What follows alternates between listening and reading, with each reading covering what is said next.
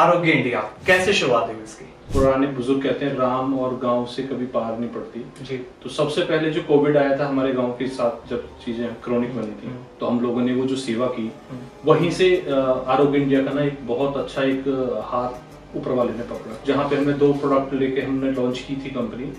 और आज की डेट में अगर मैं बात करूं तो आपके 18 से ज्यादा आउटलेट खुल चुके हैं, जिसमें 12 से 14 हॉस्पिटल्स भी हैं, आउटलेट भी ओपन हो रहे हैं और 250-300 के आसपास प्रोडक्ट भी हैं। कहा जाता है कि आयुर्वेद बहुत स्लो है, स्लो काम करता है। देखिए सर, आयुर्वेद स्लो नहीं है, उसको आयुर्वेद को यूज करने की जो विधि है वो लोगों को पता नहीं है। जितनी देर में एलोपैथिक मेडिसिन रिजल्ट नहीं दे सकती दर्द को रिलीफ करने में, इतनी देर में हम आयुर्वेद से रिलीफ दे देंगे। उससे पहले आप दे देंगे?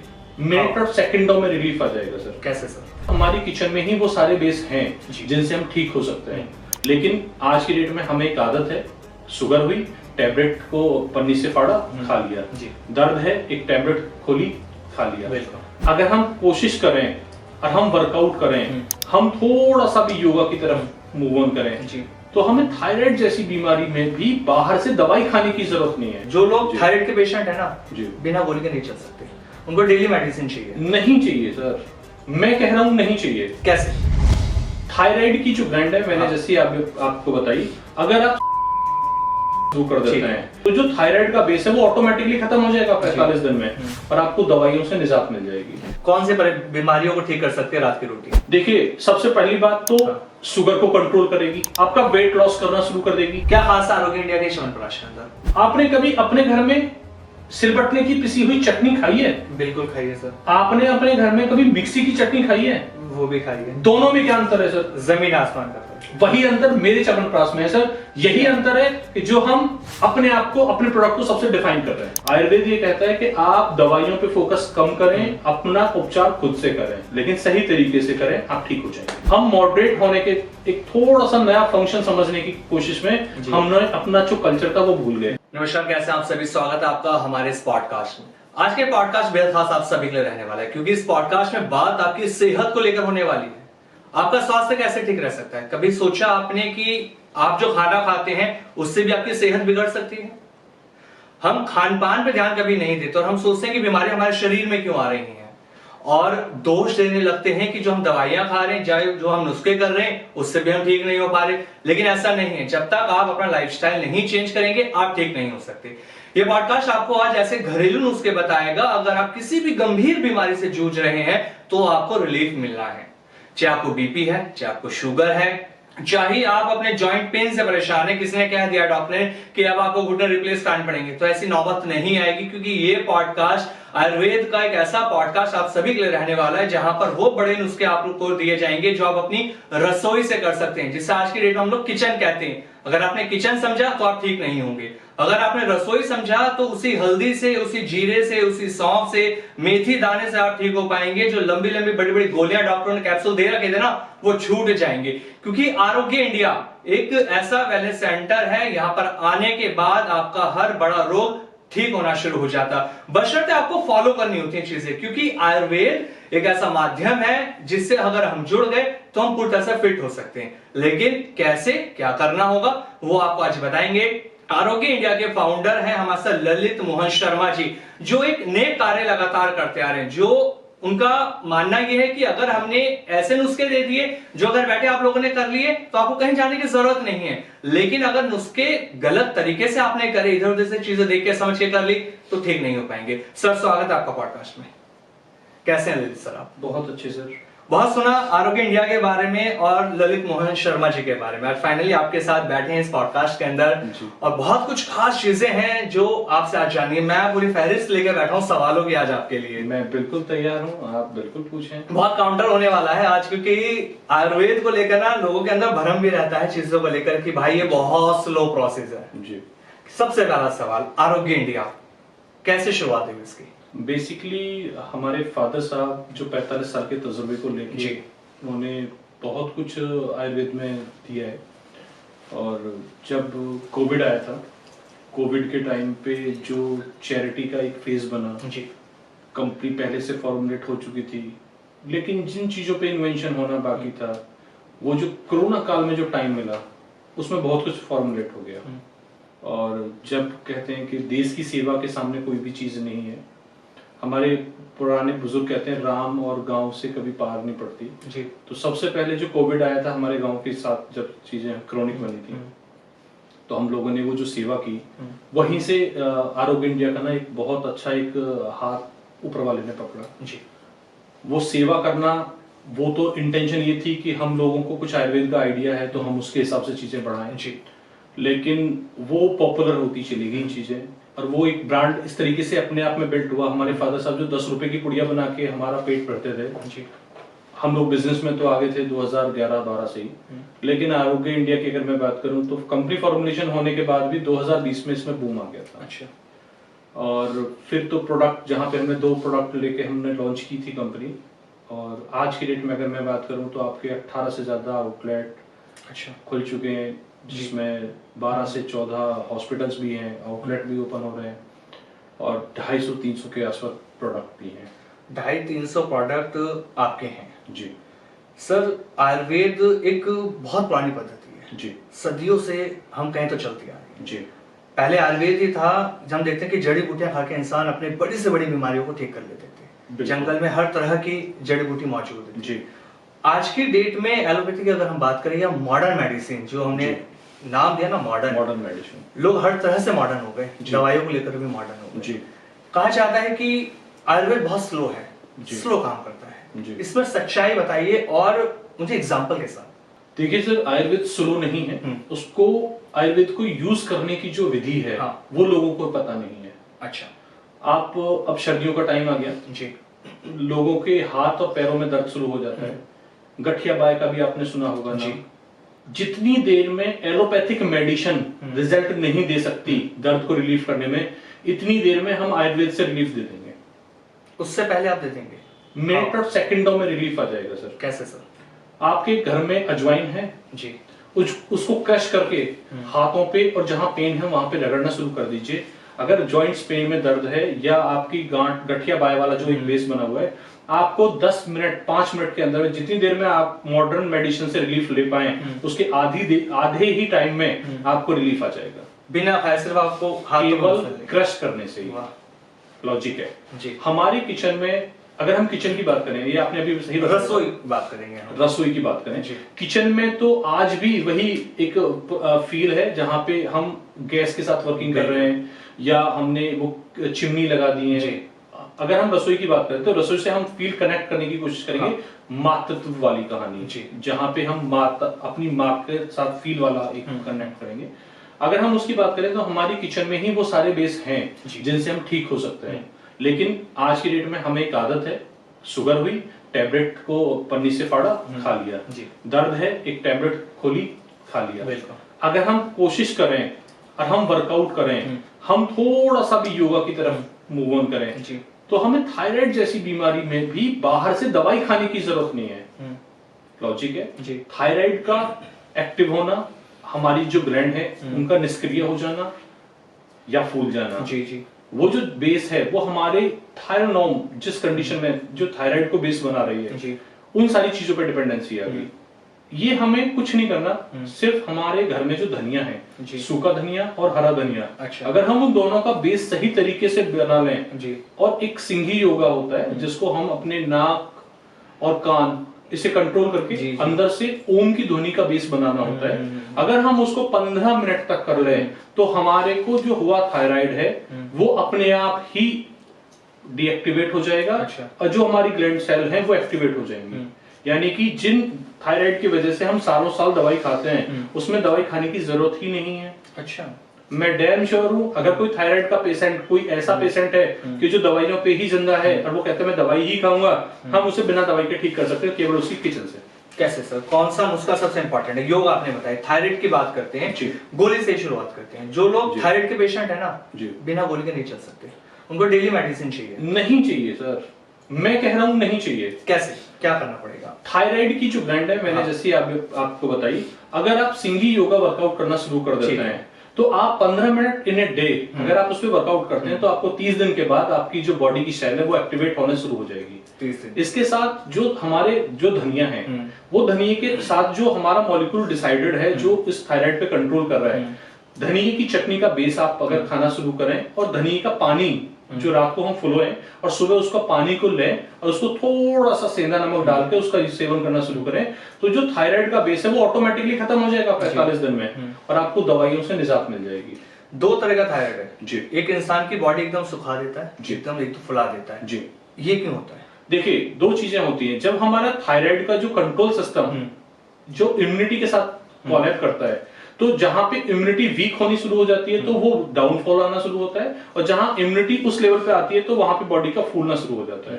तो यहाँ पे सिर्फ और सिर्फ हमारा धनिये का बेस होता है। अच्छा। और केवल सिंघी योगा का काम होता है। इसके अलावा थायराइड में किसी दवाई की कोई नीड नहीं होती है। अच्छा। आयुर्वेद ये कहता है कि आप दवाइयों पे फोकस कम करें, अपना उपचार खुद से करें, लेकिन सही तरीके से करें, आप ठीक हो जाएंगे। और हम इसी चीज पे ध्यान ही नहीं देते क्योंकि हमें लगता है कि दवाइयां ही एक ऐसा पैटर्न है, अगर हमने डेली ली तो हम ठीक हो सकते हैं। आयुर्वेद को हम भूल जाते हैं। ये जो मॉडर्न मेडिसिन है ना, हाँ। इसने आदमी की जो ह्यूमन टेंडेंसी है हाँ। ना, उसको कन्वर्ट कर दिया। True true true. जो मॉडर्न है ना, वो वेस्टर्न कल्चर को कनेक्ट करता जा रहा है। हम अपने घर की हल्दी पे भरोसा, हम अपने घर की तुलसी पे भरोसा नहीं कर रहे। हाँ। हम बाहर की वो मेडिसिन जो केमिकल से बनी हुई है, उसका जो भरोसा है। सबसे बड़ी बात है, वो जो मेडिसिन है हाँ। वो रख के किस में आई है? प्लास्टिक में। बिल्कुल।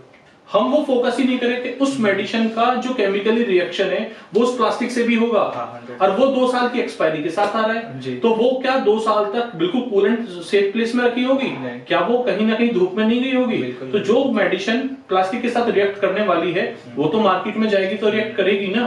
अब वो किस कंडीशन से निकल के हमारे पास आई है, हमें खुद ही नहीं पता। आज की डेट में जो कैंसर होने की जो सबसे बड़ा प्रावधान चल रहा है, हम समझ ही नहीं रहे कि हमारा खान पान ही हमारे ऊपर हावी हो रहा है। जी जी।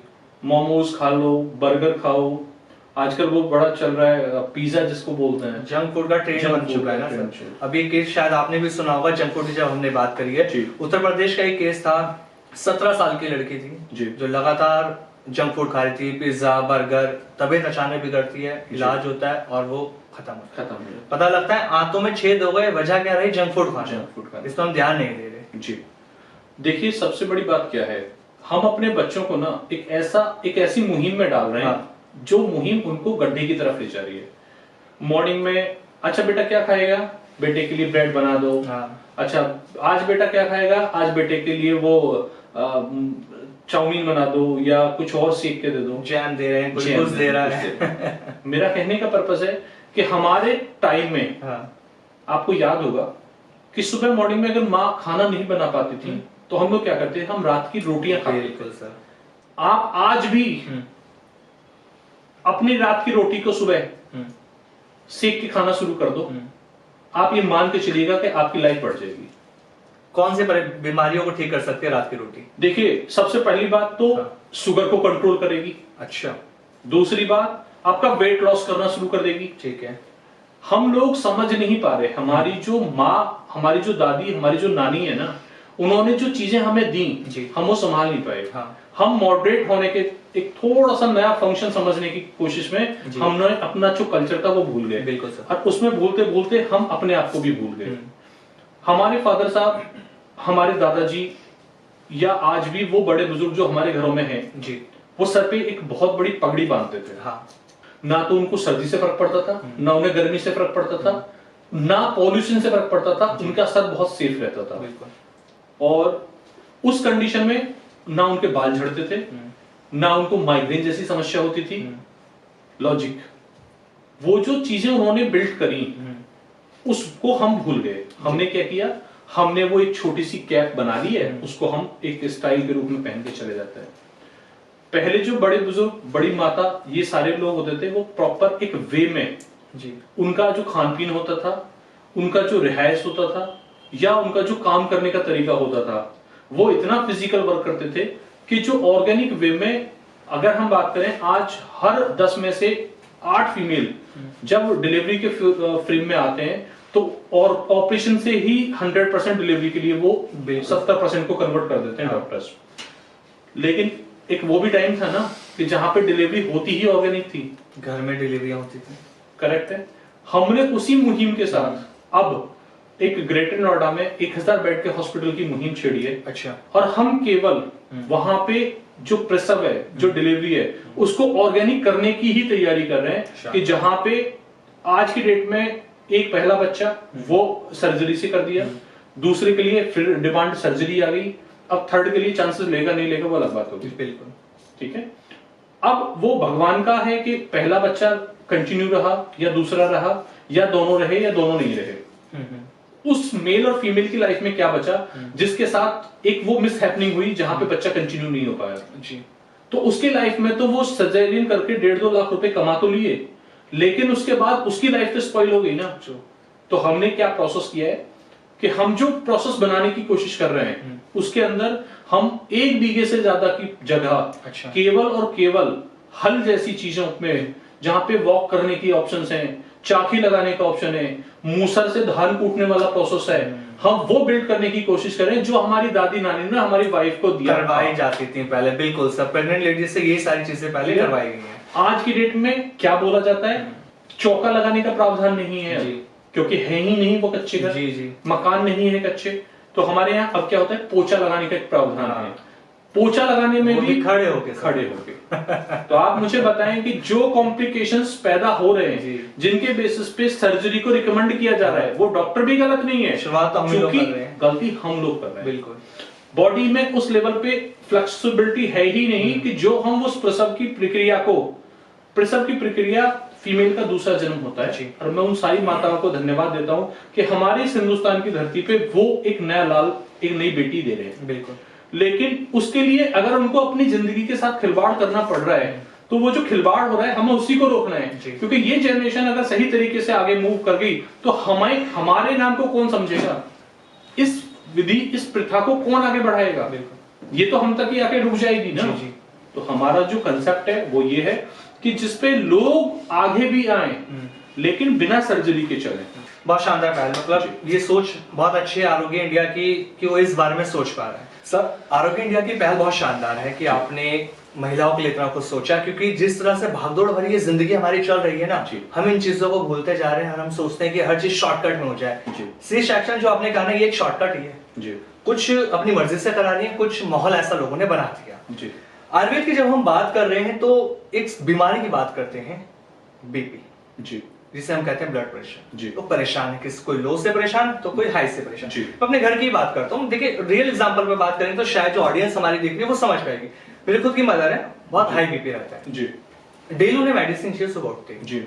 एक घर की बात नहीं है, करोड़ों लोगों की ये दिक्कत है कि सुबह उठते सबसे पहले उनको एक मेडिसिन खाने, तब वो दिन की शुरुआत होगी। बिल्कुल। क्यों ये कंडीशन हमने ऐसे बना ली, क्यों नौबत ऐसे आ गई कि दिन की शुरुआत हम गोली से कर रहे हैं? मैं बताता हूँ आपको, हम लोगों का जो खान पीन है ना, अगर हम अपने खाने से गेहूं निकाल दें, जैसे ही हमारा गेहूं बाहर आएगा उसके बदले में हमें ज्वार का आटा, मिलेट्स, रागी, सर्दी चल रही है, रागी का बेस बढ़ा दें। मैं बात माता जी की ही करता हूँ, आपकी मदर अगर वो बीपी के साथ कंटिन्यू काम कर रही हैं और उनको लग रहा है तो एक तो उनका सर भारी होना शुरू, बिल्कुल ठीक है, उन्हें कब चक्कर आए कुछ नहीं पता, क्योंकि बीपी किसी चीज के लिए इंट्यूशन दे रहा है। बीपी ये नहीं है कि बीपी एक सर्टेन बीमारी को लेके आप कंट्रोल कर रहे हैं। बीपी आपके शरीर में होने वाले किसी एक अनएथिकल एक्टिविटी को एक हमें हिंट दे रहा है। या तो कोलेस्ट्रॉल बॉडी में बढ़ चुका है, बिल्कुल, या हीमोग्लोबिन उस लेवल पे आ चुका है कि जहां पे बॉडी रिएक्ट कर रही है हार्ट की पंपिंग के साथ कंट्रोल करने में, तो बॉडी रिएक्ट कर रही है, बीपी शूट हो रहा है। जी। नर्वस सिस्टम, जो आज की डेट में नर्वस सिस्टम का मतलब जो हार्ट से ब्रेन वेन्स को लिंक करते हुए ब्लड का फ्लो कंट्रोल कर रहा है जी, वहां कोई ब्लॉकेज है जिससे वो बीपी शूट कर रहा है। अच्छा। आपने इन चीजों को फोकस करेंगे तो सबसे पहले तो हमें कोलेस्ट्रॉल की जांच चाहिए। कोलेस्ट्रॉल अगर नॉर्मल वे में आ गए तो हमें फिर एक ईसीजी का बेस चाहिए। अच्छा। कहीं ना कहीं कोई ब्लॉकेज तो नहीं है, या हमारे खान पीन में कोई जंक फूड तो नहीं चल रहा है। अच्छा। अगर जंक फूड की है तो अपना शरीर जो इंट्यूशन दे रहा है हमें उसको कंट्रोल करना है। उसके लिए कुछ नहीं है, बहुत ज्यादा कुछ भी नहीं है, आप बिना दवाई के ठीक करा सकते हैं माता जी को। जी बिल्कुल। आप उनको मॉर्निंग में वॉक करने के लिए भेजें पार्क के अंदर, सुबह थोड़ा सा योगा कराएं, मेडिटेशन करा दें। जब आपकी ये स्थिति 15 दिन चलेगी तो उनका बीपी कंट्रोल होना शुरू हो जाएगा। अगर वो लहसुन खाते हैं तो लहसुन खाते हैं तो 2 कली लहसुन की सुबह मॉर्निंग में उन्हें चबाएं अपने मुंह में अच्छी से, और गर्म पानी पी लें 1 गिलास, उनका बीपी कंट्रोल हो जाएगा, कहीं भी कोई भी समस्या उनको चेक कराना, घुमेर आना, उन सारी चीजों से, क्योंकि वो कोलेस्ट्रॉल भी कंट्रोल करता है जी। तो आपके सामने वो जो समस्याएं हैं जिनके लिए आप सोच रहे हैं, आपको ऐसा लगता है कि वो कंट्रोल आपको लग रहा है कि नहीं, तो आपको शहद के साथ अदरक का टुकड़ा उनको देना है, उसे वो चबा चबा के खा लें जी। उनका बीपी कंट्रोल हो जाएगा। सिर्फ एक लहसुन की गिरी से एक मतलब लहसुन ठीक से कर सकते हैं। आप ठीक कर सकते हैं। शानदार। उसके अलावा उनमें कोलेस्ट्रॉल का इश्यूज बहुत ज्यादा हो बिल्कुल, गए, कोलेस्ट्रॉल बहुत बढ़ गए, आंखों पे निशान आ चुके हैं उनके कोलेस्ट्रॉल के। अब अगर वहां पे ऐसी कंडीशन है कि जिस कंडीशन में उनकी आंखों का निशान है, तो अब आपको उनको सबसे पहले उनका खान पीन जो मैंने अभी आपको बताया वो चेंज करो। ठीक है। गेहूं बिल्कुल रिमूव कर दो, चीनी उनसे बिल्कुल दूर कर दो। अगर उनका बहुत क्रेविंग होती है, मन करता है, तो आप उनको कच्ची खांड या गुड़ का सेवन कराएं। अच्छा। चीनी उनसे दूर कर, इन दोनों चीजों पे आप कंट्रोल करें, माता जी का अपने आप बॉडी रिहैब होना शुरू हो जाएगी। और आसपास में कहीं पे भी अगर कहाँ रहते हैं आप बताएं, आरोग्य इंडिया का कोई पंचकर्मा सेंटर होगा तो वहां उनकी 2 पंचकर्मा कराएं, पंचकर्मा में उद्वर्तन करा दें उनका। और अगर ऐसा लगता है कि उद्वर्तन नहीं है तो शिरोधारा का बेस बनाएं। देन उसके बाद आप देखेंगे कि 2 विजिट के बाद ही वो बिल्कुल कंप्लीटली ठीक होने की कंडीशन में आ जाएंगे। सर, बहुत सी महिला लगातार इसी चीज से ही जूझती आ रही है। ये सिर्फ एक घर की नहीं है, सिर्फ एक मैंने अपने घर का एग्जांपल दिया क्योंकि रियल इंसिडेंट पे हम लोग बात करना चाहते हैं ताकि ऑडियंस कनेक्ट कर पाए खुद से लेकर। इसके अलावा और कौन से ऐसे घरेलू नुस्खे हैं जो कारगर साबित हो सकते हैं बीपी के लिए? देखिए, बीपी में सबसे बड़ी बात है कि घर में कोई टेंशन ना हो। सबसे बड़ा तो एक सोर्स हमें ढूंढना पड़ेगा। जो कोलेस्ट्रॉल का बेस मैंने बताया वो उससे कंट्रोल हो जाएगा। अगर मैं बात करूं सौंफ के पानी के पीने से तो कंट्रोल हो जाएगा। मैं बात करूं अश्वगंधा पाउडर को यूटिलाइज करने से तो कंट्रोल हो जाएगा। ठीक है। अगर मैं बात करूं घर में कुछ समस्या, कोई स्ट्रेस चल रही है तो उसके लिए आइडेंटिफाई करके उसका सॉल्यूशन देंगे, तो कहीं ना कहीं मैं ये मानता हूं कि इसके अलावा बीपी बढ़ने के चांसेस नहीं है। अच्छा, ये सौंफ का पानी मतलब मात्रा थोड़ी सी बताए, क्वांटिटी। अगर जो लोग सुन रहे हैं उनको ये लगा कि सबने ये तो बोल दिया करना है, लेकिन लेना कैसे है? देखिए, सौंफ एक ऐसा हर्बल नुस्खा है कि जब आप खाना खाते हैं होटल पे बैठ के तो आपको सौंफ सर्व होती है। कभी आपने सोचा है कि आपको सौंफ ही क्यों सर्व होती है, आपको अजवाइन सर्व क्यों नहीं होती है? नहीं कभी सोचा। आप देखेंगे सौंफ के साथ आपको मिश्री दी जाती है, चीनी नहीं दी जाती है। जबकि चीनी सस्ती होती है, सौंफ उसके मिश्री के महंगे। उसका पर्पस है जो कच्ची खांड का बेस है वो मिश्री बेस बनता है, और जो पकी हुई होती है उससे चीनी बोलते हैं हम लोग। तो जो इन दोनों का कॉम्बिनेशन है उससे डाइजेस्टिव एंजाइम्स क्रिएट होते हैं, और जो हम जंक फूड या कोई भी ऐसा खाना जो हम बाहर होटल का खाना खा रहे हैं, हम घर के खाना खाने के बाद हमें सौंफ की नीड नहीं होती है, लेकिन जब हम होटल पे खाना खाते हैं तो उसके बाद हमें क्रेविंग होती है, हमें सौंफ खानी पड़ती है। उसका खाने का बनाने का तरीका, क्योंकि हम जब अपने घर का खाना खाते हैं तो हमारे घर में जो हमारी रसोई से आने वाली चीजें हैं वो इतनी हर्बल और ऑर्गेनिक होती है जिनसे हमारा लीवर उसे डाइजेस्ट कर जाता है। लेकिन जब हम बाहर का कुछ खाते हैं, होटल का खाते हैं, तो स्पाइसी खाना होता है या थोड़ा हैवी होता है, नान हो गया या कुछ और हो गया, लच्छा पराठा या कुछ भी ऐसा, या नॉनवेज खाने वाले लोग। तो वहां पे क्या होता है कि जो लीवर का काम करने का होता है प्रोसेस, उस प्रोसेस में डिले होती है क्योंकि वो उसको डाइजेस्ट करने में टाइम लगता है। उसके लिए हम एक सपोर्टिव पीछे से एक एंजाइम फेंकते हैं जिसको हम सौंफ बोल रहे हैं। उसके साथ मिश्री का कॉम्बिनेशन एक यूनिक है। अगर वो धागा मिश्री हो तो और सुपीरियर है, अगर वो शक्कर के साथ मिले तो और सुपीरियर है, अगर वो गुड़ के साथ मिले तो और भी अच्छा है। पर्पस क्या है, हम जितनी भी गन्ने से निकलने वाली चीज को रिफाइन टू रिफाइन करने की कोशिश करेंगे, उसके अंदर जो आग का प्रोसेस है वो इतना ही बढ़ेगा, और वो चीज इतनी ही पक्की होती जाएगी जिसको डाइजेस्ट करने में और हमारे लीवर को इंपैक्ट करने में नुकसान है। गुड़ का प्रोसेस क्या है, गुड़ गन्ना लिया, उसको रेपा गया, उसके बाद जो रस निकला उसमें केवल भिंडी के पौधे का, उसको हमारे यहाँ दौला बोलते हैं, उसको मारा जाता है। मारने के बाद उसकी गंदगी बाहर निकल जाती है, और उससे जो बना हुआ गुड़ है वो बिल्कुल ऑर्गेनिक है, उसमें कोई भी केमिकल ना हो। वो हमारी हेल्थ के लिए, इन सर्दियों के लिए या गर्मियों के लिए भी सफिशिएंट होता है। आपको चीनी को अवॉइड करना है, गेहूं को अवॉइड करना है, और आप ये मान के चलेंगे कि अगर ये दोनों चीजें आपने अपनी लाइफ से निकाल दी तो आपकी हेल्थ अपने आप बीपी, शुगर, थायराइड सबसे कंट्रोल होना शुरू हो जाएगा। और इसको हटाना हमारे लिए मुश्किल हो जाता है कि हमें तो चीनी चाहिए, पर्पस चाय चाहिए तो वो भी आजकल आपने बड़ा ट्रेंड में देखा होगा, पहले चाय गुड़ की आती थी, शक्कर की आती थी। जो मिड फेज आया जेंजी वाला हमारा, उसमें चाय चीनी की आनी शुरू हुई। अब क्या है, अब वो चाय के साथ ना पाउच आता है कि आप अपनी चॉइस पे डाल रहे हैं। आपने उसको कभी फील किया है? अभी हम लोग क्या कर रहे हैं, उसको फाड़ते सीधे डाल देते हैं।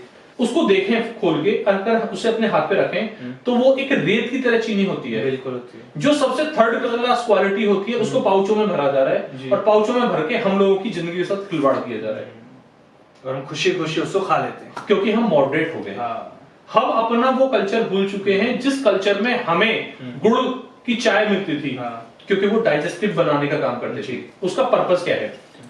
चाय की पत्ती का जो असर था, उस टाइम की जो चाय की पत्ती थी वो हर्बल होती थी, उसमें कोई केमिकल का इतना नहीं होता था। गुड़ पड़ने के बाद जब वो उबाली जाती थी तो वो एक ऑटी का फॉर्म बनता था, उससे हमारे लीवर के ऊपर फोकस आता था, लीवर का एंजाइम्स काम करना शुरू करता था, चूंकि वो गुड़ था जी। शुगर से हम दूर थे, आज की डेट में शुगर पैदा करने में चीनी का सबसे बड़ा रोल है, जिसे हम लोग समझ ही नहीं पा रहे। बिल्कुल, हमारा इंसुलिन कंट्रोल नहीं है, तभी तो शुगर हो रही है। हमारा इंसुलिन कंट्रोल था जब हम सिर्फ गुड़ खाते थे, खांड खाते थे या शक्कर खाते थे। अब हमने उसमें 1000 तरीके के केमिकल, क्योंकि उस चीनी की क्वालिटी को इतना सुपीरियर दिखाना है, इतना खूबसूरत दिखाना है, तो हम खूबसूरती के चक्कर में अपना एक्चुअल पास्ट भूल गए। और वो भूलते भूलते हम अब जिस लाइन पे जा रहे हैं, वहां से कैंसर, डायबिटीज, थायराइड, बड़ी बीमारियों जॉइंट पे दावत दे रहे हैं। ऐसी बीमारियों को दावत दे रहे हैं जिन बीमारियों का सॉल्यूशन अभी मुश्किल है जी। उनको हम सॉल्यूशन बोल रहे हैं, उनका परमानेंट सॉल्यूशन नहीं है जी। जैसे अभी आपने बीपी को लेकर और जो थायराइड को लेकर बहुत सारे जो घरेलू नुस्खे हमें बता दिए, बहुत सारे लोग होते हैं जो नुस्खों करने से कतराने भी लगते हैं। तो क्या आयुर्वेद में या आरोग्य इंडिया की अगर मैं बात करूं, क्या कोई ऐसी मेडिसिन है जिसका सेवन अगर किया जाए तो बीपी, थायराइड, इन दोनों बीमारियों से बचा जा सकता है? देखिए, सॉल्यूशन सभी घर में है। हमने क्या किया है, उन सॉल्यूशनों को बोतल में भरा है जी। क्योंकि जब लोग मार्केट में जाते हैं, अब घर में बैठ के तो सबको पैसे का इनकम नहीं बरसेगा ना, उनको उठ के जाना भी पड़ेगा। लेकिन बीपी या शुगर जैसी जो समस्याएं होती हैं, इनको डेली रूटीन में दवाई देना जरूरी होता है। या तो आप इंटेक अपने हाथ से बना के लें, या आप उसको एक फॉर्मूले, एक बोतल के रूप में लेके अपने साथ कैरी करें। तो जब वो चीजें आती हैं तो वहां पे ग्लोय जैसी जो चीजें होती हैं, हम उनका एक बेस कंट्रोल बनाते हैं, जिसको हम जूस फॉर्म में भी लेके जाते हैं जी। और वहां पे ऐसे एक प्रोडक्ट्स को हम बना के चलते हैं जिसमें वो मार्केट में है या कैरी करने में उन्हें थोड़ा सा सहूलियत हो जाए जी। तो उसके लिए हमारे पास बीपी सुधार एक प्रोडक्ट है, केवल नाम ही बीपी सुधार है, और अगर उसको दिन में 2 बार लिया जाए तो आपका बीपी कंट्रोल रहता है, कोलेस्ट्रॉल को मेंटेन करता है। इसी बेसिस पे हम लोग आगे काम कर रहे हैं। बिल्कुल, स्क्रीन पे हम आपको एक प्रोडक्ट भी दिखा रहे हैं, क्योंकि ये प्रोडक्ट दिखाने का मकसद ये है कि ताकि आप लोग ये समझ सकें कि नुस्खे अगर आप नहीं कर पा रहे, क्योंकि हर चीज बनाना आसान भी नहीं है, तो आप इजिली आरोग्य इंडिया से इस चीज को मंगाकर इस मेडिसिन को यूज कर सकते हैं। सर, थायराइड के साथ साथ मोटापा आज लगातार बढ़ रहा है। कोई ना कोई ऐसा इंसान दिख जाता है कि भाई शरीर एज नहीं है लेकिन शरीर बहुत भारी है। मोटापे का कारण क्या है, पहले तो ये हमें समझा दीजिए आप। देखिए सर, मैं आपको एक एग्जांपल के साथ बताता हूँ। मेरे पास एक पेशेंट आई नागलोई से जी, जो कि मेरे यहाँ से लगभग 35-40 किलोमीटर पड़ता है। उन्हें किसी ने रेफरेंस दिया होगा। उनका वेट था 125 किलो 750 ग्राम। अच्छा। और वेरिकोज वेन ने उनके पूरे पैर कवर किए हुए थे। वो सेकंड माले पे रहते थे। जैसे उनको आरोग्य इंडिया का पता लगा तो उन्होंने फोन पे कंसल्टेशन ली। उन्हें लगा कि नहीं, मुझे जाना चाहिए, तो वो वहां से जैसे तैसे यहाँ पे अपना पहुंचे। हमने उनको पंचकर्मा विधि से जी और लीच थेरेपी विधि से हमने उनका वेट 105 किलो तक 3 महीने में कर दिया। 3 महीने में? 3 महीने में। चूंकि कभी भी वेट को सडन नहीं रिड्यूस करना चाहिए, पेशेंट कोलैप्स होने के चांसेस भी होते हैं जी। कभी भी किसी का भी वेट, कुछ ऐसी कंपनियां हैं जो हर्बल सेक बेचती हैं, मैं किसी का नाम नहीं लेना चाहूंगा जी, और वो जिंदगी के साथ खिलवाड़ कर देती हैं, और वो ये दिखाते हैं कि हम एक दिन में इतने ग्राम वेट कम कर रहे हैं। ये सेक ए टाइम पे ले लो, ये बी टाइम पे ले लो, ये सी टाइम पे ले लो, ये इस तरीके से खानी है, ये इस तरीके से खानी है। कभी भी आप मुझे एक बात बताएं कि क्या दवाइयों के खाने से अगर वेट रिड्यूस होके कंट्रोल हो जाए तो फिर वो दवाई छोड़ने से कितनी जल्दी बढ़ेगा? साथ में बीमारियों को दावत देगा, लगातार बढ़ेगी, और जो इम्यूनिटी है उसे जीरो कर देगा। तो हमारा जो कंसेप्ट है, पंचकर्म एक ऐसी विधि है जिस विधि में आपकी बॉडी को वो थेरेपीज दी जाती हैं या आपको स्टीम चैम्बर के अंदर लेके जाया जाएगा, जहां से आपको स्वेटिंग पैदा की जाएगी, जहां से आपको वो एक वास्प थेरेपी दी जाएगी, या आपको वो मसाज थेरेपी दी जाएगी जिससे आपके बॉडी में एनर्जी आनी शुरू हो। हम जो ऑयल्स का यूज करते हैं वो ऑयल, अगर मैं बात करूं एक सरसों के ऑयल से अगर आप मसाज करते हैं और अगर आप मसाज करने के बाद धूप में बैठ जाएं तो आपके बॉडी के अंदर ना एक ऐसा फील आना शुरू होगा जैसे सुइयां चुभ रही हो बॉडी के अंदर। हम जो ऑयल यूज करते हैं वो नेचुरल ऑयल यूज करते हैं, ऐसे ऑयल्स का हम बेस बना के चलते हैं जो हमारे ग्रंथों ने हमें दिया है। डिजीज बेसिस पे ऑयल का सिलेक्शन होता है। जब हम उस प्रक्रिया पे काम करते हैं, एक इसमें विधि आती है उद्वर्तन। उद्वर्तन विधि में सबसे ज्यादा फीमेल में टमी भारी हो जाती है, और टमी पे जब उसका मसाज थेरेपी चलती है तो हम एक हफ्ते में 1.5 इंच कमर कम कर सकते हैं। अच्छा, इतनी पावर आयुर्वेद में है। अगर मैं एलोपैथ से कंपेयर करने की बात करूं तो अगर एक तो हम कोई दवाई नहीं खिला रहे जी, तो लीवर बचा हुआ है जैसा है, हम लीवर को बेहतर करने की दवाई दे रहे हैं, लीवर के थ्रू और दवाई नहीं दे रहे जिससे वेट कम हो, तो लीवर को डबल एनर्जी। आज की डेट में जैसे हिंदुस्तान के अंदर हमारी यूपी में डबल इंजन सरकार चल रही है, आपने सुना होगा। हम उसको अगर कनेक्ट करते हैं, एक तो हमने इंजन के ऊपर, लीवर के ऊपर कोई लोड नहीं डाला वेट लॉस करने का, हमने वेट लॉस तो कर दिया नॉर्मल वे में, और हमने जैसे ही हमारा वेट लॉस होगा तो हमारा लीवर रिफाइन होगा, लीवर को हमने और बेहतर करने की दवाई दे दी। हमने ऐसे हर्ब्स दे दिए जैसे आंवला जूस, जैसे एलोवेरा जूस, हमारे कुछ चूरन चटनी ऐसे होते हैं जिनको हम उस जूस में मिला के देते हैं जिससे लीवर एक बेहतर हो जाता है। जब लीवर बेहतर होगा और वो मेटाबॉलिज्म को कंट्रोल करने की कोशिश करेगा तो वो मोटापे को बढ़ने से रोक देगा। जैसे ही वो वहां पे मोटापे को बढ़ने से, यानी कि जो फैट वो कन्वर्ट कर रहा था वो फैट उसने अंदर से रोकी, तो जो बाहर की फैट है उसे कंट्रोल करने के लिए हम फोर्स कर रहे हैं, तो कहीं ना कहीं पेशेंट के लिए कंट्रोल पॉइंट बना और वो वहां से ठीक होना शुरू हो गया। अगर हम बात करें कि हम सिर्फ लीवर के थ्रू, यानी कि हम केवल दवाई खिलाएं और उसका वेट लॉस करने की कोशिश करें, तो हम उसका लीवर डैमेज कर जाएंगे और वो लीवर सिरोसिस में कन्वर्ट हो जाएगा, जैसे कुछ कंपनियां कर भी रही हैं। और उन्हें ये नहीं पता कि जब किसी दिन इसको फीवर आएगा या इसके साथ कोई ऐसी लूज मोशन या कोई ऐसी बीमारी आई, तो इसके साथ मेमोरी लॉस होने के चांसेस भी हैं।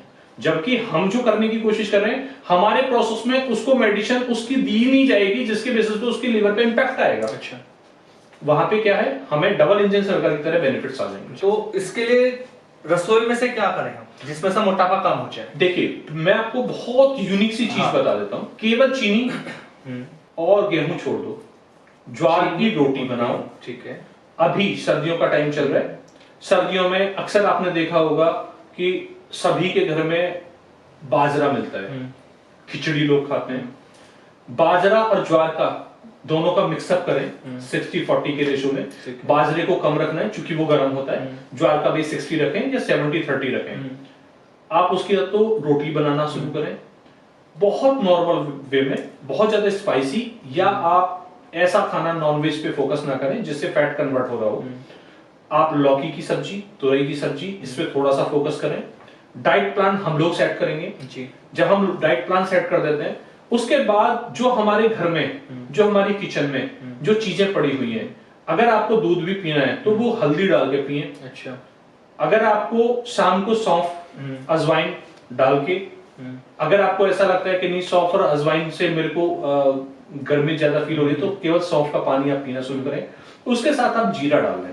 अच्छा, सौंफ, अजवाइन और जीरा जी। अगर आपको कुछ भी शिकायत ऐसा फील नहीं होती है तो आप मेथी दाना डालें। ये 4 प्रोडक्ट रात में पानी में, गर्म पानी में फिलो दें जी, और उसका सुबह एक काढ़ा टाइप का थोड़ा सा उबालें और उसमें थोड़ा सा सेंधा नमक डालें।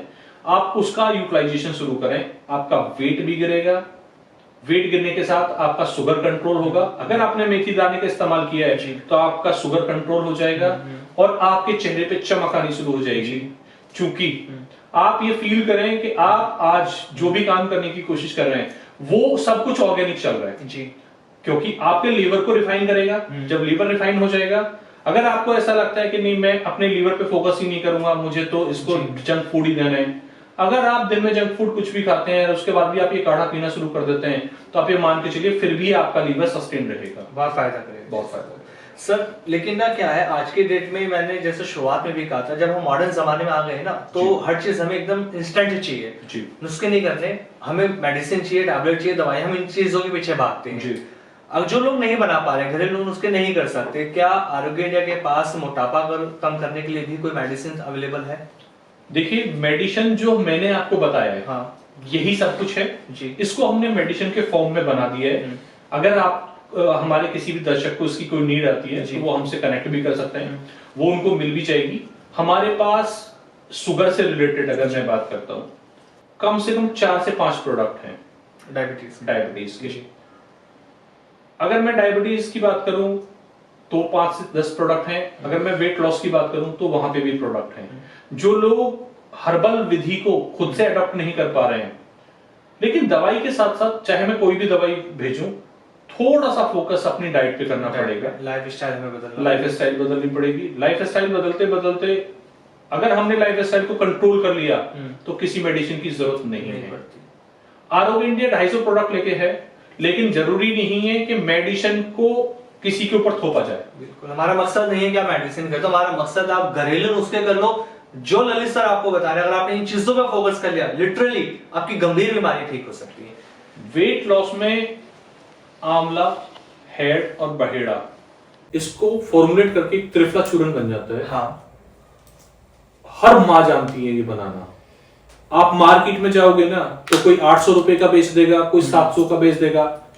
ज्यादा से ज्यादा 150 रुपए में 250, 300, 500 ग्राम बन जाएगा। अच्छा, अपने हाथ से लाओ, इमाम दस्ते में कूट लो जी, गर्म पानी से लेना शुरू कर दो, ना तो वेट बढ़ेगा, वेट लॉस होना शुरू हो जाएगा, शुगर कंट्रोल होनी शुरू हो जाएगी। और वो जो विधि है, जिन प्रोसेस में आप आज की डेट में परेशान हैं, केवल 1-150 रुपए की दवाई आपकी जिंदगी का निखार बना देगी। सर ये तो रही बात मोटापे को लेकर।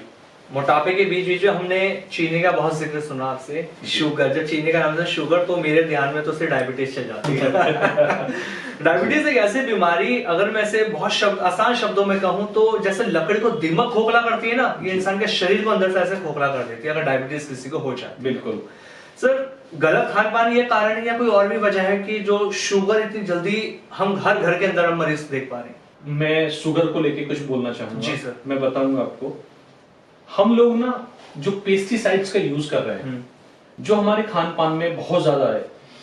एक करेला जिस दिन से पैदा किया, उसको बीज बोआ, उसके 2 घंटे बाद बाहर निकलते ही उसके ऊपर स्प्रे, उसके बाद जब फूल आना शुरू होगा तो स्प्रे, जब फल आ जाएगा तो स्प्रे। ये जो चीजें हैं, ये हमारी जो बॉडी की जो सेल्स हैं उनको जो डैमेज कर रही है, जिससे अभी तो हम शुगर पे जूझ रहे हैं। आपने देखा होगा पिछले 10 साल में शुगर ने बहुत इजाफा लिया है, और अब पिछले 4 साल में कैंसर बहुत इजाफा ले रहा है। जी बिल्कुल, आपने फील किया होगा। हम लोग उस कॉज को नहीं समझ पा रहे हैं कि हम क्यों अपनी जिंदगी को दांव पे लगा रहे हैं। एक किसान जिसको एक बेल से, एक बीघे से केवल 5,000 रुपए का ही मुनाफा होता था, पेस्टिसाइड्स लगा लगा के इंजेक्शन लगा के वो आज 50,000 कमाने की कोशिश कर रहे हैं। उसने तो 50,000 कमा लिए जी, लेकिन जो उस दवा उस सब्जी को खाएगा, या वो जो गेहूं पैदा किया जा रहा है, उसको जो खाने वाला पेशेंट है, उसको खाने वाला जो कस्टमर है, वो पेशेंट के रूप में 50,000 की जगह 5 लाख पे करेगा। जी बिल्कुल। हमें इस हिंदुस्तान में सबसे बड़ी गलती हम क्या कर रहे हैं, हम लोग एक दूसरे को ना चाहते हुए भी खा रहे हैं। एक किसान जो कमाने की धुन में है, वो पेस्टिसाइड्स पे फोकस कर रहा है। जी, एक पेस्टिसाइड्स वाले अपने ब्रांड को चमकाने के लिए इतना हेवी पेस्टिसाइड्स का यूज कर रहे हैं कि जिससे उनका नाम ही मार्केट में चले। जी बिल्कुल, क्योंकि ये कंपटीशन की दुनिया है। यहाँ पे क्या हो रहा है, यहाँ से हमारे लीवर से जो चीजें एक्सट्रैक्ट होकर इंसुलिन को कंट्रोल कर रही है, वो डैमेज होना शुरू हो जाते हैं। जी, जैसे ही वो चीजें डैमेज होना शुरू होती हैं, तो हमारा जो लाइफ का ग्लाइड पाथ है जिसपे हम वर्किंग कर रहे हैं जी, वो टूटना शुरू हो जाता है, और शरीर थका थका, आंखों के नीचे गहरे गड्ढे होने शुरू हो जाते हैं, ब्लैकनेस फील होना शुरू हो जाती है, और एक सर्टेन टाइम के बाद वो अपने आप को जब चेकअप कराता है तो पता लगता है कि इसको तो शुगर है 300 350 कंटिन्यूटी में। जब हम शुगर कल्चर कराते हैं तो पता लगा 3 महीने से ही 350 चल रही है। हाँ। ठीक है, पता लगा टॉयलेट कितनी बार जाते हैं, बोले जी मैं रात में 5 बार जाता हूँ। चूंकि हम उस चीज की इन्वेस्टिगेशन नहीं कर पाते जी। हमारे जो पुराने वैद्य थे वो नब्ज पढ़ करके ही बता देते थे कि आपको ये समस्या है। आज हमारा हर काम पैथोलॉजी लैब पे खड़ा है, क्योंकि हम अपने शरीर को खुद से नहीं जान पा रहे जी। कि मेरी शरीर का बॉडी, मेरे शरीर का जो अंग है वो जो रिएक्ट कर रहा है उसके पीछे क्या सिम्टम्स हो सकते हैं, हम वहां जाने की कोशिश नहीं कर रहे। हम कहां जा रहे हैं, सीधा गए डॉक्टर साहब के पास, डॉक्टर साहब मेरा देखो। उन्होंने तुरंत, आज की डेट में डॉक्टर्स नब्ज नहीं पकड़ते, पुराने वैद्य नब्ज पकड़ते थे। उनके लिए कोई, मैं किसी के अगेंस्ट नहीं जा रहा हूं जी। आज पैथोलॉजी लैब में थायराइड को चेक करने के लिए 3 दिन 2 दिन का टाइम लगता है। आप वैद्यों के पास जाओ, वो आपकी बात करने की दिनचर्या से और आपके कुछ सिम्टम्स से आपको जस्टिफाई कर देंगे। बिल्कुल। और वो जो आपको योगा बताएंगे उनसे आप ठीक भी हो जाएंगे जी। सेम कंडीशन अगर मैं यहाँ की बात करूं, शुगर की बात करूं, पहले हमारे खाने में क्या ज्यादा चलता था, मटरा, चना, जौ। बिल्कुल। वो इंसुलिन की कंट्रोलिंग पॉइंट से मेंटेन होते थे। हाँ। अब हमारे खाने में क्या है, जो चीजें इंसुलिन सबसे ज्यादा पैदा करती हैं, क्या, गेहूं जी, चीनी। मैंने इसलिए बोला इन चीजों पे फोकस करें। और हम अगर पुराने वापस 50 साल पहले चले जाएं तो हमारी लाइफ में हमारी जो जनरेशन है वो लोग बच जाएंगे। बिल्कुल। हमें एक मुहिम उठानी पड़ेगी, हमें लोगों को अवेयर करना पड़ेगा कि मान जाओ इस चीज से, जहर से दूर हो जाओ। लोग जहर से दूर नहीं हो रहे हैं और उसको डेली बेसिस पे वर्कआउट कर रहे हैं। हाँ। जंक फूड हो गया प्लस ये 2 चीजें हो गई, शुगर और गेहूं जी। हम लोग अपने लीवर का सत्यानाश कर रहे हैं जी। लीवर सोरेसिस, लीवर फाइब्रेट्स होने की कंडीशन में आ गया है। और वहां पे हम क्या करते हैं, फिर लीवर को ठीक करने की दवाई खाना शुरू कर देते हैं। एक ठीक नहीं होती, दूसरे पे आ जाते हैं। हम बात कर रहे हैं अगर शुगर की, हाँ। हमें शुगर में दवाई खाने की जरूरत ही नहीं है अगर हमारे घर में कुछ चीजें रखी हुई हैं तो। जैसे करेला हर घर में रखा होता है, ठीक है। आपको पता है एलोवेरा भी अमूमन हर जगह पे मिल जाता है। नीम भी हर जगह पे अवेलेबल है। हाँ। क्योंकि अगर इस प्रकृति में गोल्डन प्लांट का नाम दिया गया है तो केवल नीम को दिया गया है। हाँ। गोल्डन प्लांट किस लिए है, मुझे आज तक कभी ये पता नहीं लगा कि नीम के पेड़ से किसी को कोई नुकसान हुआ। बिल्कुल। हर किसी पेड़ से किसी ना किसी चीज को कोई नुकसान हो सकता है, लेकिन नीम के पेड़ को जो ये दर्जा दिया गया है गोल्डन वाला, वो इसलिए दिया गया क्योंकि नीम के पेड़ से कभी किसी को कोई नुकसान नहीं होता। नीम के पेड़ की पत्तियां, एलोवेरा और करेला, इन्हें काट के इमाम दस्ता में कूट के अगर हम अपने मकान में, घर में, अपने गार्डन में कोई गड्ढा है उसमें डालें और उसे पैरों से मथें, वो ज्यादा इंपैक्ट इसलिए होता है चूंकि नीचे मिट्टी का बेस होता है। तो वो हमारे नंगे पैर कूदने से, उसमें चलने से हमारे पैरों से लेके और मुंह तक की करवाहट आती है। अच्छा। जिस करवाहट के आने से इंसुलिन का रेशो नीचे आ जाता है। हाँ। और इंसुलिन और शुगर कंट्रोल हो जाती है जी। हम क्या करते हैं, दवाई फाड़ी, खा लिया, इंसुलिन कंट्रोल, इंजेक्शन लगा लो, इंसुलिन कंट्रोल। हम मेहनत नहीं करना चाहते। अगर हम मेहनत करें तो हमारा इंसुलिन कंट्रोल भी रहे और हम ऑर्गेनिक वे में जो हमारे को मेडिसिन बताई जा रही है, जो हम घरेलू सुझाव दे रहे हैं, इनसे कंट्रोल भी हो सकता है। यही चीजें जो मैं आपको बता रहा हूं, अगर आप इनका बेस फॉर्मूला बनाएं, जामुन की गुठली, आंवला, करेला, अश्वगंधा, विजयसार, और इनको हम एक ड्राई फॉर्म में लेके पाउडर फॉर्म बनाएं, तो आप ये मान के चलिए कि शुगर को बढ़ना कहीं भी संभव नहीं है। कंट्रोल रहेगा। ये एक टर्म होती है कि शुगर जड़ से खत्म नहीं होता। बहुत सारे लोग आज के डेट में ऐसे हैं जो, अगर हम सोशल मीडिया की बात करते हैं तो दावा करते हैं शुगर आपका जड़ से खत्म हो जाएगी, लेकिन शुगर को जड़ से खत्म तो नहीं किया जा सकता जी। आयुर्वेद में हम कितना कंट्रोल कर सकते हैं शुगर को? देखिए, शुगर कंट्रोल भी की जा सकती है। हाँ। जब कंट्रोल शुगर रहेगी तो खत्म होने जैसी वाली कोई भी फेक कमिटमेंट नहीं देनी चाहिए, क्योंकि जो चीज एक बार लग चुकी है उसको जड़ से खत्म नहीं किया जा सकता। शुगर को तो नहीं किया जा सकता। इस चीज तो ध्यान दीजिएगा, ये अवेयर करने के लिए कही है ये बात। शुगर को कंट्रोल किया जा सकता है, आपके इंसुलिन को कंट्रोल किया जा सकता है। हमारे पास नाभि में एक ऑयल है, नाभि ऑयल हम बोलते हैं शुगर का। अगर आपकी शुगर 600, 500, 400 भी चल रही है और आप उसका 2 बूंद तेल अपनी नाभि में डालेंगे तो आपकी शुगर कंट्रोल लेवल पे आ जाएगी, आपको इंसुलिन की जरूरत नहीं है। सबसे बड़ी बात यहाँ आ जाती है। तो यानी अब इंसुलिन की समस्या से बाहर आ जाएं तो आपको इंजेक्शन लेने की जरूरत नहीं है। आप एक बूंद नाभि में ऑयल डालें, हमारे ऑयल के बेसिस पे आपका इंसुलिन डाउन हो जाएगा। ठीक है। क्योंकि नाभि एक ऐसा बेस कंट्रोल है जो हमारे दिल और दिमाग पूरे शरीर को वहां से सब कुछ कंट्रोल करता है। पहले जब बच्चा पैदा होता है, पैदा होने से पहले जब माँ के गर्भ में होता है तो बच्चा क्या खाता है? उसको कभी किसी ने, कोई रेयर समस्या पीलिया की होती है जबकि उसकी माता प्रॉपर डाइट फूड ना लेती है। अगर माता प्रॉपर डाइट फूड ले रही है तो बच्चा सेफ है जी। इस दुनिया, इस हिंदुस्तान में, मैं बात हिंदुस्तान की करूंगा क्योंकि उससे बाहर वाले लोगों को हम ट्रीट नहीं कर रहे हैं अभी, केवल हमारी मेडिसिन ही जा रही है, हम लोगों को बहुत नहीं करें। अगर मैं बात करूं तो बच्चा सबसे ज्यादा माँ के गर्भ में सेफ होता है। अगर वो सेफ है वहां पे, तो क्यों सेफ है पता है आपको? क्योंकि वो माँ की नाल से जुड़ा हुआ है और वो जो फूडिंग ले रहा है वो अपनी टूंडी से ले रहा है जी। जब बच्चा पैदा होता है तो नाल को कट ऑफ किया जाता है, दोनों को पार्ट को अलग कर दिया जाता है। हम लोग उस फोकस पे ही नहीं जा रहे, हम लोग दुनिया की एक भाग दौड़ में जिंदगी में आगे चल रहे हैं। अगर नाल जहां से कनेक्टेड है उसे टूंडी का बेस बोला गया है, वहां पे ही सारा कंट्रोल पॉइंट है। अगर हम उसको प्रॉपर वे में ट्रीट करना शुरू करें तो हमारे शरीर में कोई भी बीमारी घर ही ना करे। अगर शुगर है तो शुगर के लिए हमारे पास ऑयल है जी। आप नाभि ऑयल डालें, आप सक्सेस हो जाएंगे, कंट्रोल करेंगे जी। मैंने पाउडर फॉर्म आपको बताया, उसका जूस भी आप एक्सट्रैक्ट के रूप में निकाल सकते हैं। ठीक है। तो कंट्रोल आपके हाथ में है जी। मैंने आपको सुबह मॉर्निंग में एक वो फ्लेवर बताया जिसमें आपने अजवाइन जी, जीरा, मेथी दाना प्लस सौंफ जी, इनका पानी पीने के लिए बताया। पहला कंट्रोल पॉइंट आ गया, सुबह मॉर्निंग में गोली ना खाएं, ये कंट्रोल पॉइंट बनाए। दूसरा फेज मैंने बताया आपको, पाउडर फॉर्म बनाएं जी। पाउडर फॉर्म में आपके हाथ से कलेक्ट करी हुई सामग्री वो बहुत ऑर्गेनिक होनी चाहिए जिससे वो रिजल्ट दे आपको। तीसरा मैंने जूस बताया आपको जी। अगर आप ये प्रोसेस पूरा कर लेते हैं, इसके साथ थोड़ा सा आप योगा करें जी। आपको एक सिंगल मेडिसिन शुगर में खाने की जरूरत नहीं है। या तो वो खुद से ये मेंटेन करें या वो मुझे कनेक्ट करें। मैं बिना मेडिसिन के केवल इसी तीनों चीजों से शुगर कंट्रोल करके लाइव दिखा दूंगा।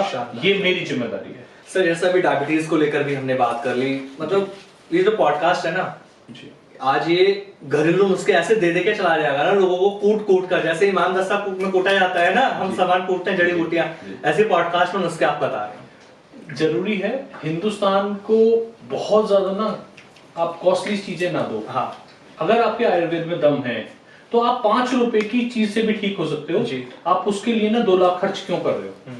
तो हमारा ये मानना है कि जब आप 5 रुपए की चीज से ठीक हो सकते हो तो उसके लिए 2 लाख खर्च ना करो। और अगर आपको ऐसा लगता है कि घूमने से ही ठीक हो सकते हो तो 5 पैसे भी खर्च ना करो। बिल्कुल। और ये तो 1 रुपए की रेमेडीज होती है, 1-2 रुपए खर्च करो और आप बना लो घर के अंदर उसके। सर सर्दियों का मौसम चल रहा है जी, गले की खराश जी, क्योंकि पॉल्यूशन बहुत ज्यादा है, खांसी जुकाम हर घर के अंदर में देखने को मिल जाता है, कोई ना कोई परेशान है। सर्दी सीना जकड़ लेती है पूरी तरीके से जी। कौन सा घरेलू नुस्खा अपनाएं जिससे सर्दी से हम बच सकें? देखिए, जब सर्दी का प्रकोप ज्यादा हो हाँ, तो सरसों के तेल में सेंधा नमक मिला के जी, अगर गले में जकड़ा ना आ जाए, फेफड़ों अपने आप में ये फील कराएं कि आपके लंग्स के अंदर कफ जम गया है जी, तो उसके लिए गर्म तेल उसमें सेंधा नमक डाल के चेस्ट पे मालिश करनी शुरू करें तो जो फेफड़ों में जमा हुआ बलगम है वो बाहर आ जाएगा जी। ये पंचकर्मा की हमारी एक विधि है जिसको मैं आपको फ्री ऑफ कॉस्ट बता रहा हूँ जी। अदरवाइज ये हॉस्पिटल के अंदर कोई भी बताता है तो वो सरसों का तेल हो, अरंडी का तेल हो या महानारायण तेल हो या कोई भी तेल हो जिसके साथ ये वर्कआउट किया जाता है, तो वो कहीं ना कहीं कॉस्ट इफेक्टिवनेस होती है। सबसे सस्ता जो नुस्खा है वो है सरसों का तेल ले लें। अच्छा। तिल का तेल ले लें, गर्म करें, उसमें आपको सेंधा नमक डालना है, चेस्ट की मालिश करें, मलगम बाहर। अच्छा, चाहे बच्चे को लगी है सर्दी, चाहे बड़े को लगी है, चाहे बुढ़े को, चाहे जवान को, चाहे बच्चे को, हाँ। तीनों के ऊपर कोई साइड इफेक्ट नहीं है हाँ। इसका, और वो बहुत इजी टू है यूज, क्योंकि माताएं तो पहले से ही मालिश करती आई हैं जी जी जी जी, सरसों के तेल की ही करती आई हैं हाँ। सिर्फ उसके अंदर सेंधा नमक ही तो डालना है गर्म करके, कफ बाहर हो जाएगा। जी जी जी। तो मेरे से जो भी रेमेडीज आपको मिलेंगी हाँ। वो बिना पैसे की मिलनी है। बिल्कुल, घर में हम रेगुलर बेसिस पे यूज करें उन चीजों को, बस उसमें इस्तेमाल करने का तरीका हमें नहीं मालूम होना है। चाहिए। सर, सर्दियों में ना हम चाय के शौकीन तो रहते ही हैं जी। भाई, थोड़ा सा कुछ कर रहा तो चलिए चाय की चुस्की हो जाए। जी, लेकिन चाय, जैसे कि हमें सबको पता है, इस पे बात करना भी बेकार है, टाइम खराब मुझे लगता है, क्योंकि सबको पता है जी। चाय सेहत खराब करती जी। है, बट हम फिर भी पीते हैं। जी। हम काढ़े की बात करते हैं, आयुर्वेद में काढ़ा बहुत इंपॉर्टेंट होता है। जी। किस तरह का काढ़ा हमें सर्दियों के मौसम में पीना चाहिए? देखिए, वो कहते हैं ना कि लाल दवाई सारी बीमारियां ठीक नहीं कर हाँ। सकती, तो इसका मतलब है, ये हमारे पिताजी कहते हैं जी। इसलिए मैंने एक मुहावरा बीच हाँ। में छोड़ा है, हमें कभी भी काढ़ा एक कॉमन यूज में नहीं बनाना चाहिए। अच्छा। जब शरीर की स्ट्रेंथ और नीड के मुताबिक ही हमें आयुर्वेद की प्रोडक्ट का यूज करना चाहिए। हाँ। अगर किसी को बहुत ज्यादा कफ खांसी चल रही है, आयुर्वेद हमेशा 3 चीजों पे बेस बनाता है, वात, पित्त और कफ। जी। दुनिया जानती है, लोग YouTube पे भरे पड़े हैं, सारे सब सलाह दे रहे हैं, सब कुछ कर रहे हैं। उन तीनों चीजों को प्रकोपित होना या कंट्रोल करना, हमारा सारा बेस वहां कंट्रोल करता है। जी। अगर वो तीनों चीजें बैलेंस में हैं, तो ना आपको वात होगा, ना पित्त में कुछ दिक्कत आएगी, ना कफ में कुछ। जैसे ही हमारा कफ बढ़ना शुरू होता है, तो हमें खांसी, जुकाम, कफ, वो सारी प्रकोपित चीजें हो जाती हैं। जी। जैसे ही हमारे शरीर में वायु का प्रकोप बनना शुरू होता है, जैसे हम कह देते हैं बाय का हो जाना, खट्टी डकार होना, वो उस प्रकोपित होने की कंडीशंस को अपनाता है। जी। अब सपोज करो शरीर में जरूरत तो है दालचीनी की, जी। और आप काढ़ा किसी और चीज का प्रेम कर रहे हो। ऐसा नहीं है कि हर चीज के लिए एक कॉमन काढ़े की नीड है। ओके। हमारी किचन के अंदर हाँ। अगर हम 56 मसाले मेंटेन कर रहे हैं, तो हमें उसका थोड़ा सा समझ के जी। काढ़ा बनाना है। जैसे आपने सुना होगा कि जब कोविड आया था, तो सबने ना काढ़ा बेचा था, इम्यूनिटी स्ट्रॉन्ग करने के लिए। हमारे पिताजी ने एक दवाई बनाई थी जिसका नाम था प्राणदावटी। अच्छा। वो प्राणदावटी कफ और वात दोनों को कंट्रोल कर रही थी। अच्छा। ठीक है। पित्तनाशक इसलिए नहीं थी क्योंकि उसका बेस गुड़ का था। जी। किसी को टेक्निकल समझाओ और उन्हें ये बताओ कि जब वात और पित्त दोनों की कंडीशन खराब है, तो वहां प्राणदा का काम होगा। उसे उन चीजों का सोचते सोचते अगर आप किसी और मॉलिक्यूल, किसी और बीमारी में उसका यूटिलाइजेशन करोगे तो गलत हो जाएगा। तो जो हमारा बेस बना हुआ है, जो हमारी जो रसोई का जो मसाला है, उस मसाले में जो चीजें हैं, जो हम इंग्रेडिएंट का यूज करते हैं अपने खाने में, अगर हम उसका सही डायरेक्शन में यूज करें, तो वो हर बीमारी का कंट्रोल्ड है। अच्छा। अगर हम काढ़े की बात करें, कुछ बीमारियां तो बिना काढ़े के ही ठीक हो जाती हैं, उनमें काढ़े की जरूरत ही नहीं है। अच्छा। अगर सपोज करो सर्दी हो गई, ठीक है, वॉमिटिंग हो गई, पेट में दर्द शुरू हो गया, केवल सौंठ में थोड़ा सा काला नमक या सेंधा नमक मिलाओ, गर्म पानी से फंकी दे दो, पेट का दर्द, वॉमिटिंग दोनों बंद। अगर किसी को सर्दी लगी है, चूंकि सर्दी लगते ही उसका इम्पैक्ट एक साथ फेस पे नहीं आएगा, इम्पैक्ट कहाँ आएगा, लूज मोशन हो जाएंगे, वॉमिटिंग शुरू हो जाएगी, जीभ मिचलाना शुरू हो जाएगा, और हल्का सा फीवर फील होगा, क्योंकि ये सर्दी का टाइम चल रहा है। तो केवल एक सौंठ एक ऐसा प्रोसेस है जिसमें ये चीजों से शुरुआत होकर कंट्रोल हो जाएगी। सर्दियों में नानी दादी के नुस्खों में सौंठ सबसे पहले आती है। जी। हम लोग क्या करते हैं, तुरंत डॉक्टर के पास पहुंचेंगे, हमारा सबसे पहला काम होगा डॉक्टर के पास जाएंगे, वो 2 इंजेक्शन लगा देगा, इंजेक्शन लगा के बोलेगा 4 दिन रेस्ट करो। हमारी 2 रुपए की दवाई, क्या सौंठ हमारे घर में होती है? बिल्कुल। काला नमक हमारे हर घर में अवेलेबल होता है, वो मिलाओ, गर्म पानी से खा लो, आपकी ठंड वाली प्रक्रिया दूर होगी। अच्छा। अगर हम दवाई लेने जाएंगे जी, तो 300 रुपए 400 रुपए तो डॉक्टर साहब के दे दो। बिल्कुल। उसके बाद में मेडिकल स्टोर पे जाओ, 200 300 400 रुपए वहां पे दे दो, कलरफुल दवाइयां ले आओ, कलरफुल दवाई ले आओ। अगर आपकी किस्मत अच्छी है, आप इंजेक्शन से बच गए, तो आपकी किस्मत है, अदरवाइज तो 200 300 रुपए इंजेक्शन के भी दे दो। मैं आपको वो अमाउंट बता रहा हूँ जो गांव देहातों से भी शुरू है। इस कॉस्ट में आपको गांव देहातों में भी दवाई दी जा रही है। बिल्कुल बिल्कुल सर।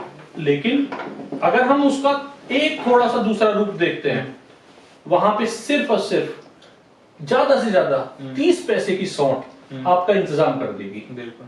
लेकिन उसको समझने की जरूरत है, क्योंकि वो आयुर्वेद है। जी जी। आपके जॉइंट्स में पेन है, गठिया बाय का पेन हो रहा है, आपको फील हो रहा है कि उठने बैठने में तकलीफ हो रही है, आपने सौंठ के साथ अजवाइन का पाउडर डाल दिया, तो आपको दोनों में रिलीफ शुरू हो गया।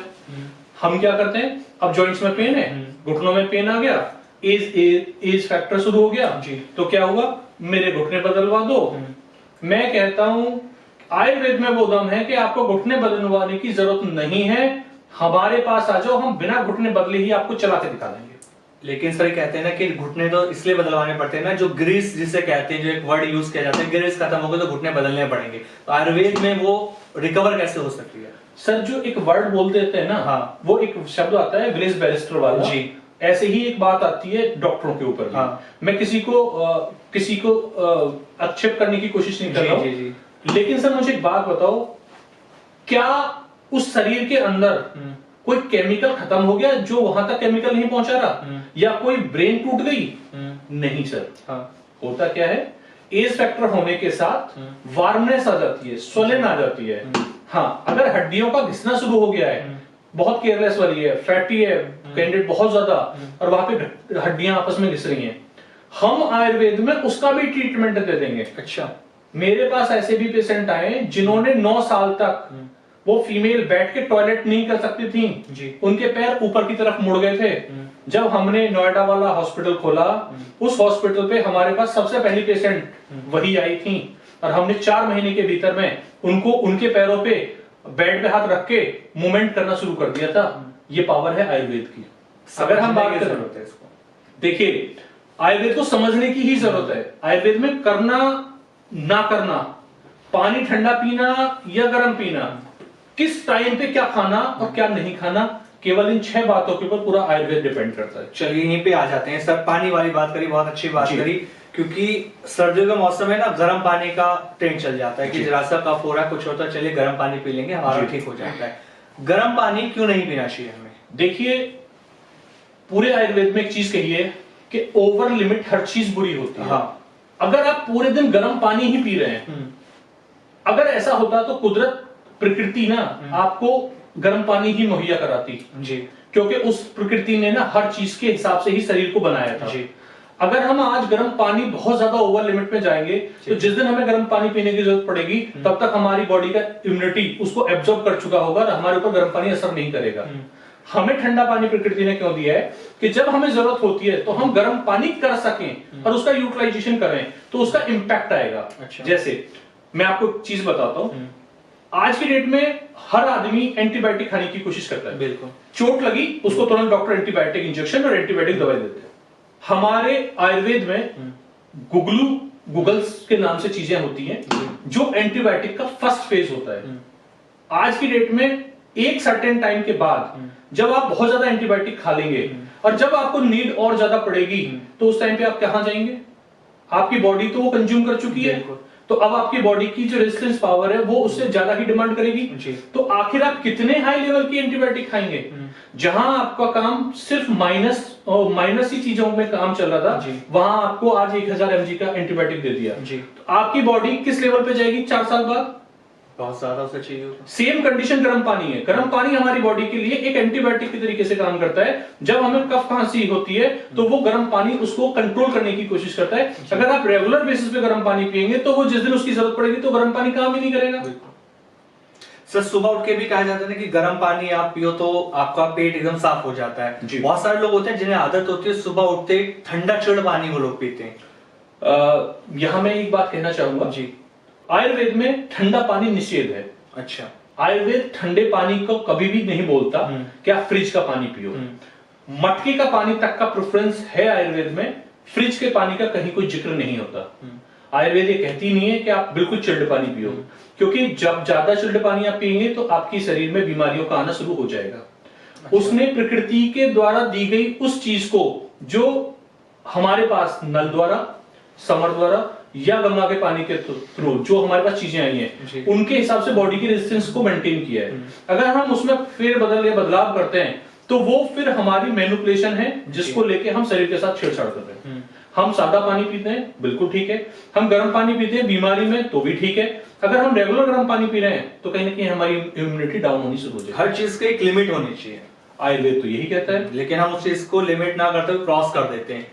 सर यही तो दुख ओवर कर लेते हैं, यही तो दुख है। आज की डेट में हम लोग पेस्टिसाइड्स का खाना, ओवर ईटिंग करना, एल्कोहल का यूज करना, हमारे इस बेस को अगर हम फोकसली देखें, अगर उस टाइम पे पुदीना का एक बेस बनता था जी, डाइजेस्टिव था, हाँ लीवर को डिटॉक्स करता था जी, अगर किसी और भी एंगल में छोटी मोटी वॉमिटिंग की समस्या है तो हम पुदीने का रस दे देते थे। आज की डेट में तुरंत इंजेक्शन। हम ऑर्गेनिक वे से तो कई सौ किलोमीटर दूर जा चुके हैं जी, हमें ये समझ ही नहीं है कि हम एंटीबायोटिक और इन सारी चीजों के पीछे जाके हमने अपना बेस भूल दिया जी, और वो बेस जो हमारे लिए ऑर्गेनिक था, हमारे लीवर को, हमारी किडनी को, हम बहुत ज्यादा दवाइयां खाते हैं, सर्टेन टाइम पता लगता है किडनी फेल हो गई, बिल्कुल, अब किडनी का ट्रीटमेंट शुरू कराओ। जबकि अगर हम हर्बल बेसिस पे जाएं, अपने आयुर्वेदिक बेसिस पे जाएं, तो हमारे आयुर्वेदिक में कोई दवाई ऐसी नहीं है कि जो एक खा रहे हो तो दूसरे पे इफेक्ट कर देगी। वो हमेशा बॉडी को अच्छी स्ट्रांगनेस देने की कोशिश करती है। इसी का नाम तो आयुर्वेद है। जी जी, लोग कहते हैं ना एलोपैथ और आयुर्वेद में क्या अंतर है। हाँ मैं बताता हूं आपको। एलोपैथिक दवाई एक खाओगे तो दूसरी बीमारी पैदा कर देगी, आज नहीं करेगी 4 साल बाद कर देगी। आयुर्वेद में आप खा लो, अगर आपको उस डिजीज में रिलीफ नहीं हुआ तो उससे दूसरी डिजीज पैदा नहीं करेगी। यही अंतर है आयुर्वेद और आयुर्वेद। नुकसान नहीं देती है बिल्कुल हमें। सर जब हमने इन सारी चीजों पर बात करी तो एक चीज और निकल कर आती है, इम्यूनिटी जी बहुत वीक हो जाती है लोगों की। जी और जब सर्दियों का मौसम आता है तो इसमें दादी नानी के नुस्खे चलते थे कि आप या तो तिल खा लो या गुड़ खा लो तो आपका शरीर में गर्माहट रहेगी, या फिर च्यवनप्राश हम बचपन से सुनते आते हैं जी, कि च्यवनप्राश खाओगे तो सर्दियों में गर्माहट रहेगी शरीर के अंदर। बिल्कुल बिल्कुल। और वो बच्चों से लेके बड़े बुजुर्ग हर कोई खाता है जी। लेकिन आज की डेट में जो हम देखते आ रहे हैं ना सर, मार्केट के अंदर एक अलग ट्रेंड चल रहा है, उस ट्रेंड में थोड़ा सा आ जाते हैं। बहुत हमने नुस्खे बताते हैं, लोगों को थोड़ा अवेयर ट्रेंड से भी कर देते हैं। जरूर जरूर। अलग अलग तरह के च्यवनप्राश मार्केट में बिक रहे हैं। पहले हमने जब खुद भी च्यवनप्राश हम खरीदते तो शायद 100, 150, 200, 250 से स्टार्टिंग है जी। हर मार्केट 2-4 हजार में चीजें मिल जाती है, मार्केट में अवेलेबल है जी। बट आज की डेट में लाखों में चीजें मिल रही हैं वो च्यवनप्राश जो हम कभी 100-200 में खाया करते थे। जी। क्या डिफरेंस आ रहा है जो लाखों में बिक रही हैं चीजें? देखिए ये जो बिजनेस ट्रेंड बन गया है ना आज की डेट में, बिजनेस हब बनाने की कोशिश करी जा रही है। अब लोग 17 प्रो मैक्स खरीद रहे हैं। अब वो 17 प्रो मैक्स तो खरीद रहे हैं, उसके बदले में वो च्यवनप्राश लेने की कोशिश कर रहे हैं। क्लियर है जी।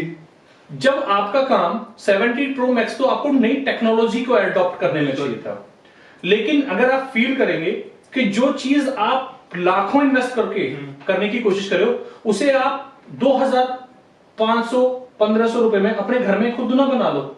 जी। आप क्यों ब्रांड्स के पीछे भाग रहे हो? आप वहां जा रहे हो, वहां पे कुछ और ढूंढ रहे हो, फिर तीसरे पे जा रहे हो, वहां कुछ और ढूंढ रहे हो, मेरे को ये चाहिए वो चाहिए वो चाहिए वो चाहिए। कुछ ना ढूंढो, अगर आप रियली में कुछ खाना चाहते हो तो वो अपने घर में बना लो। च्यवनप्राश हम घर में बना सकते हैं। च्यवनप्राश आप अपने घर में बनाएंगे तो उसका टेस्ट आपको जो मिलेगा, आप जिंदगी में किसी दूसरे च्यवनप्राश पे जाओगे ही नहीं। क्या बात कर रहे हैं सर, बता दीजिए थोड़ा सा। सर मैं बताता हूं, जो च्यवनप्राश चाहे वो 20,000 का बने, चाहे 2,000 का बने, चाहे 5,000 का बने, वो बनेगा एक कॉमर्शियल एक्टिविटी के हिसाब से, यानी कि पहले वो मशीनरी प्रोसेस में जाएगा, एक कॉमर्शियल वे में बनेगा। ठीक है। वो बनेगा तो मशीनों से उसकी पिसाई होगी, मशीनों से ही उसका इंग्रेडिएंट तैयार होगा, ठीक है। मशीनों पे ही उसका फॉर्मुलेशन तैयार होगा। ठीक है। उसके बाद उसको आप प्रिपेयर करोगे। अगर आप प्लास्टिक में लेके जा रहे हो तो आप और एक ऐसा काम कर रहे हो, प्लास्टिक में ले जाने के बाद च्यवनप्राश को प्लास्टिक में यूज नहीं करना चाहिए। अच्छा। 3 महीने के बाद उसके अंदर एक अपने आप बॉडी जो प्लास्टिक है वो एक ऐसा केमिकल रिएक्ट करेगी कि वो अपने आप में ही एक हार्मोनेस बन जाएगी। जी। च्यवनप्राश को हमेशा ग्लास के जार में भर के रखें। ठीक है। आंवला एक ऐसा बेस है जो उसका सबसे मेन मॉलिक्यूल है। जी। आपको आंवला की पिस्ती का बेस बनाना है। चीनी का यूज मत करो, ठीक है। केवल कच्ची खांड का यूज करो। इसके अलावा उसमें पीपली हो गई, लौंग हो गई, अश्वगंधा हो गया, ये जो फॉर्मूले हैं ये आज की डेट में हर बंदा गूगल बाबा के पास चला जाता है। जी।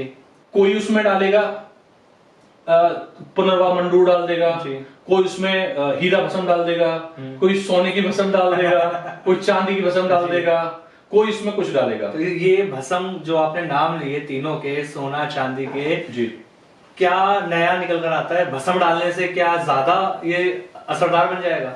देखिए होता क्या है मैं आपको बताता हूं। भस्म का एक यूटिलाइजेशन है। जिस दिन शरीर उस भस्म की डिमांड करेगा उस दिन वो इतना यूज टू हो जाएगा कि वो काम ही नहीं करेगी। अगर आपको अच्छा खिलाना है तो आप उसके दिल को मजबूत करो। जी। उसके दिमाग को मजबूत करो। तो उनके लिए आपको जो हमें आयुर्वेद ने दिए हैं, प्रवाल पिस्ती दी है, प्रवाल पिस्ती है, सिद्ध मकरध्वज रस दिया है जी, हमें शुक्र बल्लभ रस दिया है। इम्यूनिटी को स्ट्रॉन्ग करना है तो आप वहां जाओ। आप वो एंटीडोट, एंटीबायोटिक के रूप में, भस्म हमारी क्या होती है, हम किसी भी चीज से जब भस्म का एक्सट्रैक्शन करते हैं तो वहां से उसे हम एंटीडोट के रूप में यूज करते हैं शरीर के लिए। आयुर्वेद में जो एंटीडोट है वो यही है, एंटीबायोटिक यही है। अगर हम उनका यूज शरीर को पहले दिन से अनवांटेड देना शुरू करें तो जब उनकी शरीर की नीड पड़ेगी तो उनका काम करने का कोई लॉजिक नहीं बनेगा। आप मुझे हीरा भस्म का यूटिलाइजेशन बताएं जी, क्या पर्पस है च्यवनप्राश में। अगर आपको दवाई देनी है तो उसके साथ पुड़िया बना के दें, जिसको ये समस्या है उसमें आप ये वाली चीज खाएं। अच्छा, आपको लगता है कि आपको अपने हार्ट को मजबूत करना है, आपको इम्यूनिटी को स्ट्रॉन्ग करना है, उन चीजों पे फोकस करें। आप प्रवाल पिस्ती डालें, आपका हार्ट भी मजबूत रहेगा, वो वर्कआउट करेगा। आपको लगता है आपकी किडनी का इश्यू है, आपको लगता है तो पुनर्वा डालें। आपको लगता है कि आपके पैरों पे सूजन आ रही है तो फिर वो डिजीज बेसिस पे बनाना। आप इंडिविजुअल एक प्रोडक्ट को पूरी दुनिया को अगर किसी भी एंगल पे बेचोगे तो उसका कोई लॉजिक नहीं है। लॉजिक ये है क्योंकि वो जो तीन चीजें, 5 चीजें, 10 चीजें हम डाल रहे हैं, क्या वो हर आदमी के ऊपर एप्लीकेबल होंगी? बिल्कुल नहीं हो पाएंगी। हमें अगर तो फिर हम च्यवनप्राश नहीं बेच रहे, फिर हम मेडिसिन बेच रहे हैं। बिल्कुल, अल्टीमेटली हमें मेडिसिन नहीं बेचनी है, हमें च्यवनप्राश बेचना है। अब वो मेडिसिन क्या मैं अपने बच्चे को दे पाऊंगा? नहीं। क्या मैं अपने बाबूजी को दे पाऊंगा? क्या मैं अपनी प्रेग्नेंट बीवी को दे पाऊंगा? बिल्कुल। क्लियर है? हम उस तथ्य पे जाएं, च्यवनप्राश एक कॉमन प्रोडक्ट होता है जिसको हम हमारे घर में कोई भी चम्मच ले, डाले, खा ले। सर जैसा आपने अभी एक चीज कही ना कि हर चीज एक एज के साथ अच्छी लगती है, चाहे हम चांदी की भस्म की बात कर ले, चाहे स्वर्ण भस्म की हम बात कर ले, ये एज के साथ अच्छी लगती है। और ये भी कहा जा रहा है फिर कि आप डिजीज के साथ अच्छी लगती है। कोई भी खा सकता है च्यवनप्राश, लेकिन हर चीज की लिमिट होती है। अब कोई घर में 10 साल का, 12 साल का बच्चा है जी, अब हम उसे स्वर्ण भस्म वाला च्यवनप्राश खिला दें जी, तो उसकी हेल्थ पे क्या असर पड़ेगा? देखो सर, मेरा एक मानना है, मैं बहुत ज्यादा किसी को क्रिटिसाइज नहीं करना चाहूंगा। हमारे हिंदुस्तान की जो मिट्टी है ना, उसमें जो फौलादी बच्चा है ना, वो अपने आप में इतना सक्षम है कि अभी से उसको उस तर्ज पे ना लेके जाओ कि मेडिसिन खिला रहे हो। अगर आप उसको पहले दिन से मेडिसिन, 10 साल, 8 साल, 5 साल के बच्चे को मेडिसिन खिलानी शुरू करें ना, तो वो च्यवनप्राश नहीं है, वो मेडिसिन है। बिल्कुल। अगर उसकी इम्यूनिटी को आप उस लेवल पे अभी से आर्टिफिशियल की तरीके से क्रिएट करने की कोशिश कर रहे हैं तो वो आगे जाके क्या बॉक्सर नहीं बनेगा जी, वो आगे जाके किसी लेवल पे कबड्डी का एक स्ट्रॉन्ग प्लेयर नहीं बनेगा। आप उसको उसकी लाइफ को उस लेवल पे लेके जाएं, जब उसको लगता है कि किसी डिजीज में जा रहा है तब आप उसको उस एंटीबायोटिक का, उस भस्म का यूज करें, सो दैट वो कल को उससे रिकवर हो जाए। मतलब कुछ भी आयुर्वेद के नाम पर जो बिक रहा है, जरूरत नहीं है कि हमारी सेहत के लिए फायदेमंद है, सोच समझ के हमें फैसला लेना है। और च्यवनप्राश मेरे पास भी रहता है जी, आरोग्य इंडिया जी, मतलब च्यवनप्राश बहुत देखे मैंने भी जी, हर तरह का च्यवनप्राश लिया, लेकिन एक आज आपका मेरे हाथ में 1 किलो का ये च्यवनप्राश जी, क्या खास आरोग्य इंडिया के च्यवनप्राश के अंदर? पहली बात जी, बहुत सस्ता क्यों देख रहे हो सर? मैं बताता हूं, मैं 2 चीजें आपको क्लेरिफाई करता हूं। आप ना जेब ना काटो जी, आप दवाई दे रहे हो जी या च्यवनप्राश दे रहे हो, दवाई की कॉस्ट भी इतनी नहीं है जितने में च्यवनप्राश हम बेचें। क्यों बेचें? च्यवनप्राश का एक अपना बेस, इम्यूनिटी को स्ट्रॉन्ग करने का बेस है। इम्यूनिटी को स्ट्रॉन्ग करो, एक दायरे में करो जी, इम्यूनिटी स्ट्रॉन्ग रहेगी, बॉडी रिएक्ट करेगी जी, उसके बेसिस पे जब बॉडी रिएक्ट करेगी तो च्यवनप्राश का बेस सपोर्ट करेगा जी। लीवर को खत्म करने की स्थिति पैदा नहीं करनी है, इस चीज को समझें जी। जब हमारे लीवर को जरूरत ही नहीं है उन चीजों की, अभी हम बिल्कुल फिट हैं जी। अब मैं इम्यूनिटी को स्ट्रॉन्ग करने की बात करूं, इम्यूनिटी स्ट्रॉन्ग क्या हम मोटी चीजों से ही करेंगे क्या? बिल्कुल नहीं। आज की डेट में 100 रुपए की अश्वगंधा भी इम्यूनिटी स्ट्रॉन्ग कर रही है जी। तो जब मेरा काम 100 रुपए की अश्वगंधा से काम चल रहा है, जब मेरा काम कीड़ा जड़ी से काम चल रहा है, तो क्या मुझे जरूरत है कि मैं हीरा भस्म खाऊं? बिल्कुल नहीं। जब मुझे हीरा भस्म की जरूरत पड़ेगी तो क्या वो काम करेगी मेरे शरीर पे? जी नहीं करेगी। तो मेरे को अपनी जरूरत के हिसाब से मेडिसिन का इंटेक लेना चाहिए, यही आयुर्वेद है। इस च्यवनप्राश के अंदर क्या कुछ खास है सर? देखो सर, इसमें सबसे बड़ी खास बात क्या है, मैंने पहले भी अभी बता भी रहा था मैं आपको, वो चीजें डायरेक्शन चेंज हो गई। जब हम किसी चीज के कॉमर्शलाइज बेसिस पे काम करते हैं तो वहां पे क्या होता है कि सब कुछ ऑटो पायलट उस लेवल पे चलता है, बड़ी बड़ी मशीनों में डाल दिया जी, भाव खत्म हो जाता है। एक बेस। दूसरा, जब हम इसकी पिस्ती को हाथ से सिलबटने पे वर्कआउट कराते हैं। अच्छा। मैन पावर का यूटिलाइजेशन होना, मैन पावर की सपोर्ट लेना। आपने कभी अपने घर में सिलबटने की पिसी हुई चटनी खाई है? बिल्कुल खाई है सर। आपने अपने घर में कभी मिक्सी की चटनी खाई है? वो भी खाई है। दोनों में क्या अंतर है सर? जमीन आसमान का फर्क। वही अंतर मेरे च्यवनप्राश में है सर। यही अंतर है कि जो हम अपने आप को, अपने प्रोडक्ट को सबसे डिफाइन कर रहे हैं। बिल्कुल, और ये सिर्फ कहने की बात नहीं है, आपको स्क्रीन पे भी हम दिखाएंगे जो किस तरीके से बनता है। ये हाथ से ही बनाया जा रहा है, कोई मशीनरी वर्क इसके अंदर नहीं है। आपकी स्क्रीन पे आपको वीडियो में दिख रहा होगा किस तरह से आरोग्य इंडिया के अंदर जो काम कर रहे हैं वर्कर वो कैसे इसको बना रहे हैं, क्योंकि सर ने मेहनत करी है। ये सिर्फ एक च्यवनप्राश नहीं है, ये आपकी इम्यूनिटी स्ट्रांग तो कर रहा है, लेकिन आपकी सेहत को वो चीजें देकर जाएगा जो अब तक शायद किसी च्यवनप्राश ने नहीं दी है। सर, इम्यूनिटी स्ट्रांग करने के लिए इस च्यवनप्राश का सेवन हमें कैसे करना है, थोड़ा सा भी बताइए। देखिए सर, अगर आप मेडिसिन का इंटेक लेते हैं, हाँ, तो मैं आपको कहानी सुनानी शुरू कर देता हूँ जी। पहले तो बात तो ये च्यवनप्राश है। हाँ। एक प्रोडक्ट आता था जिसको सर्दियों में ना चेस्ट पे मल लेते थे जी। वैसलीन टाइप का, जी। नाक में लगा लेते थे। क्या उसके लिए हम कुछ सोचते थे कि हमें कब लगाना है? बिल्कुल नहीं। वो डेली रूटीन का प्रोडक्ट था।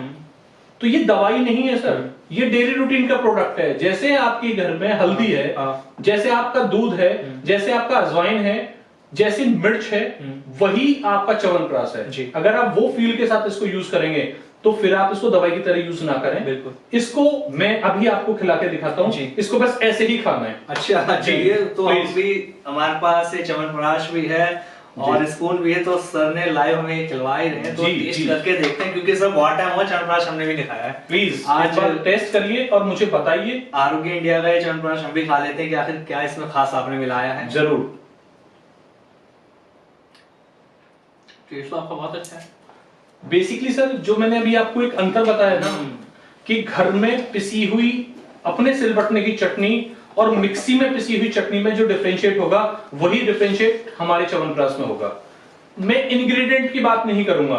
आपको भी पता है कि मार्केट में इंग्रेडिएंट तो आज की डेट में गूगल पे सारा पड़ा है। बिल्कुल, कुछ भी छाप दो, आप कुछ भी छाप दो। आप मार्केट में जाओ, आयुर्वेद सार संग्रह की कोई बुक्स उठाओ, उसमें उसका जो फॉर्मूला है वो कॉपी करो, आप वर्कआउट कर लो। जब कभी कोई चीज आपने फील करी होगी, एलोपैथिक में जब हम किसी हॉस्पिटल के अंदर पेशेंट बन के जाते हैं तो क्या लगता है कि हम उस पेशेंट के लिए भगवान से दुआ करते हो कि भगवान ये अच्छा हो जाए? यानी कि वहां एक भाव की कमी आएगी। बिल्कुल। हमारे आयुर्वेद के जितने भी हॉस्पिटल्स हैं, जब वो पेशेंट हमारे हॉस्पिटल्स के अंदर एंट्री होता है, तो जब उसकी एंट्री होती है तो हमारे यहाँ पे सारे जितना भी बेस है, सबसे पहले ना एक मंदिर पड़ता है। बिल्कुल। और जब वहां पे मंदिर के सामने रिसेप्शन होता है, तो हमारे यहाँ पे रिसेप्शनिस्ट का सबसे पहला काम ये होता है कि जो पेशेंट आता है उसके स्वागत में उसको वेलकम किया जाता है और भगवान श्री धन्वंतरी जी के सामने ये अर्जी लगाई जाती है कि भगवान हमारे पास ही आए हैं अच्छा होने के लिए, आप हमें उस लायक बनाएं कि जो हम इन्हें अच्छा कर सके, और वो जो आशीर्वाद आप हमें दे रहे हैं जिससे कि हमारा हॉस्पिटल एक नामी हॉस्पिटल में कन्वर्ट हो और ये जो पेशेंट है ये अच्छे से अपने घर वापस जाए। बहुत शानदार सर। उसे कहते हैं भाव जी। अब जब वो पेशेंट ठीक हो जाएगा और वो वापस जाएगा, तो आपको ये बोलने की जरूरत नहीं है कि आप मंदिर में आके माथा टेक के जाओ जी, क्योंकि अब उसका जो भाव है ना वो भगवान के प्रति समर्पित भी हो गया, उनके प्रति उसकी आस्था जागी और उसे दो चीजें समझ में आई कि यहाँ पे जो हो रहा है ना वो भगवान के प्रति समर्पित होने के बाद ही हो रहा है जी। आदमी के हाथ में कुछ नहीं है सर, जो भी कुछ है वो परमात्मा है। हम लोग भी सुबह और शाम उनको नमन करते हैं, कहते हैं कि भगवान हमारा, जो मेरे डॉक्टर्स, जो मेरे वैद्य, जो मेरे टीम स्टाफ, जो सब कुछ बैठा हुआ है, भगवान उनके ऊपर आशीर्वाद दें कि जो वो काम करें, जो वो उनकी नॉलेज के हिसाब से जो भी चीजें हम ट्रीटमेंट दें, जो हमारे सिद्धांत जो हमारे बुक्स में दिए हुए उसके मुताबिक जो भी हम सॉल्यूशन दे रहे हैं वो सही डायरेक्शन में दें और उसका भगवान उन्हें पूरी तरीके से समर्पित होकर आशीर्वाद मिले। इसी के बेसिस पे इसे भाव कहते हैं सर। आप एक पेशेंट को दवाई दे रहे हैं जी, दवाई दी, मुंह खोला, दवाई डाली, पानी पिला दिया, एक आप उसकी सेवा भाव के साथ काम कर रहे हैं। आप मुझे बताएं कि जिन माता पिताओं की सेवा एक अच्छे लेवल पे होती है वो ज्यादा जीते हैं या जिनको धुतकार के दवाई खिला रहे हो वो ज्यादा जीते हैं? जिनकी कदर की जाएगी। कदर, सेवा भाव, वही आयुर्वेद के साथ आप उसे जोड़ें। भाव के बिना आयुर्वेद अधूरा है, बिल्कुल। भाव के बिना आयुर्वेद का कोई मीनिंग नहीं है। अगर आप भाव के साथ पेशेंट का सही तरीके से सपोर्ट, उसकी सेवा करोगे, तो वो जो दवाई आप उसको दे रहे हो उसका रिजल्ट 10 टाइम्स अपने आप आ जाएगा। जी जी। ये भाव के बिना आयुर्वेद का कोई मीनिंग नहीं है। इसलिए भाव और आयुर्वेद दोनों का समागम होना ही पेशेंट के लिए अच्छा है। इसी के लिए हम समर्पित हैं। सर, एक हल्दी जी, जिसे हम सालों से सुनते आ रहे हैं कि हल्दी एक ऐसा आयुर्वेदिक फार्मूला है जो हर जगह यूज होती है। जी। हर बड़ी बीमारी के लिए हल्दी चलती है। जी। पहले हम देखते थे अगर कहीं चोट लग जाती थी तो दादी नानी के नुस्खों में शामिल था कि हल्दी में सरसों का तेल मिला के उस चोट की जगह पे लगा दिया जाता है, जिससे वो घाव भर जाता था। जी। तो आज की डेट में हम देख रहे हैं हल्दी का चलन बहुत ज्यादा बढ़ रहा है। जी। किन किन बीमारियों में आज भी कारगर है हल्दी? सर, आप मुझे बताएं हाँ। कि हल्दी सब्जी में डाली ही क्यों जाती है? उसके बिना सब्जी बनती क्यों नहीं है? बिल्कुल नहीं बनती। हाँ लॉजिक बताओ जी। लॉजिक लॉजिक नहीं है मेरे पास। मैं बताता हूं। हमने कहीं से कोई भी चीज उठाई और उसे सब्जी के रूप में फॉर्मुलेट कर दिया, ठीक है, तो हम उसमें अपनी तरफ से एक एडिशनल मॉलिक्यूल एड ऑन कर रहे हैं, ठीक है, कि जो एंटी फंगल और एंटीसेप्टिक है जी, जिसके बेसिस पे एंटीसेप्टिक और एंटी फंगल है, इसके लिए हम उसका यूटिलाइजेशन शुरू कर रहे हैं। ठीक है। हल्दी कलर के बेस पे यूज नहीं हो रही है। हाँ। कोई सब्जी देखिए बिना हल्दी के बनती हुई, क्या मार्केट में फूड कलर नहीं है? अगर उसका रंग ही चढ़ाना होता तो उसके अंदर हल्दी की जगह फूड कलर क्यों नहीं डाल रहे हम? बिल्कुल। हल्दी ही क्यों?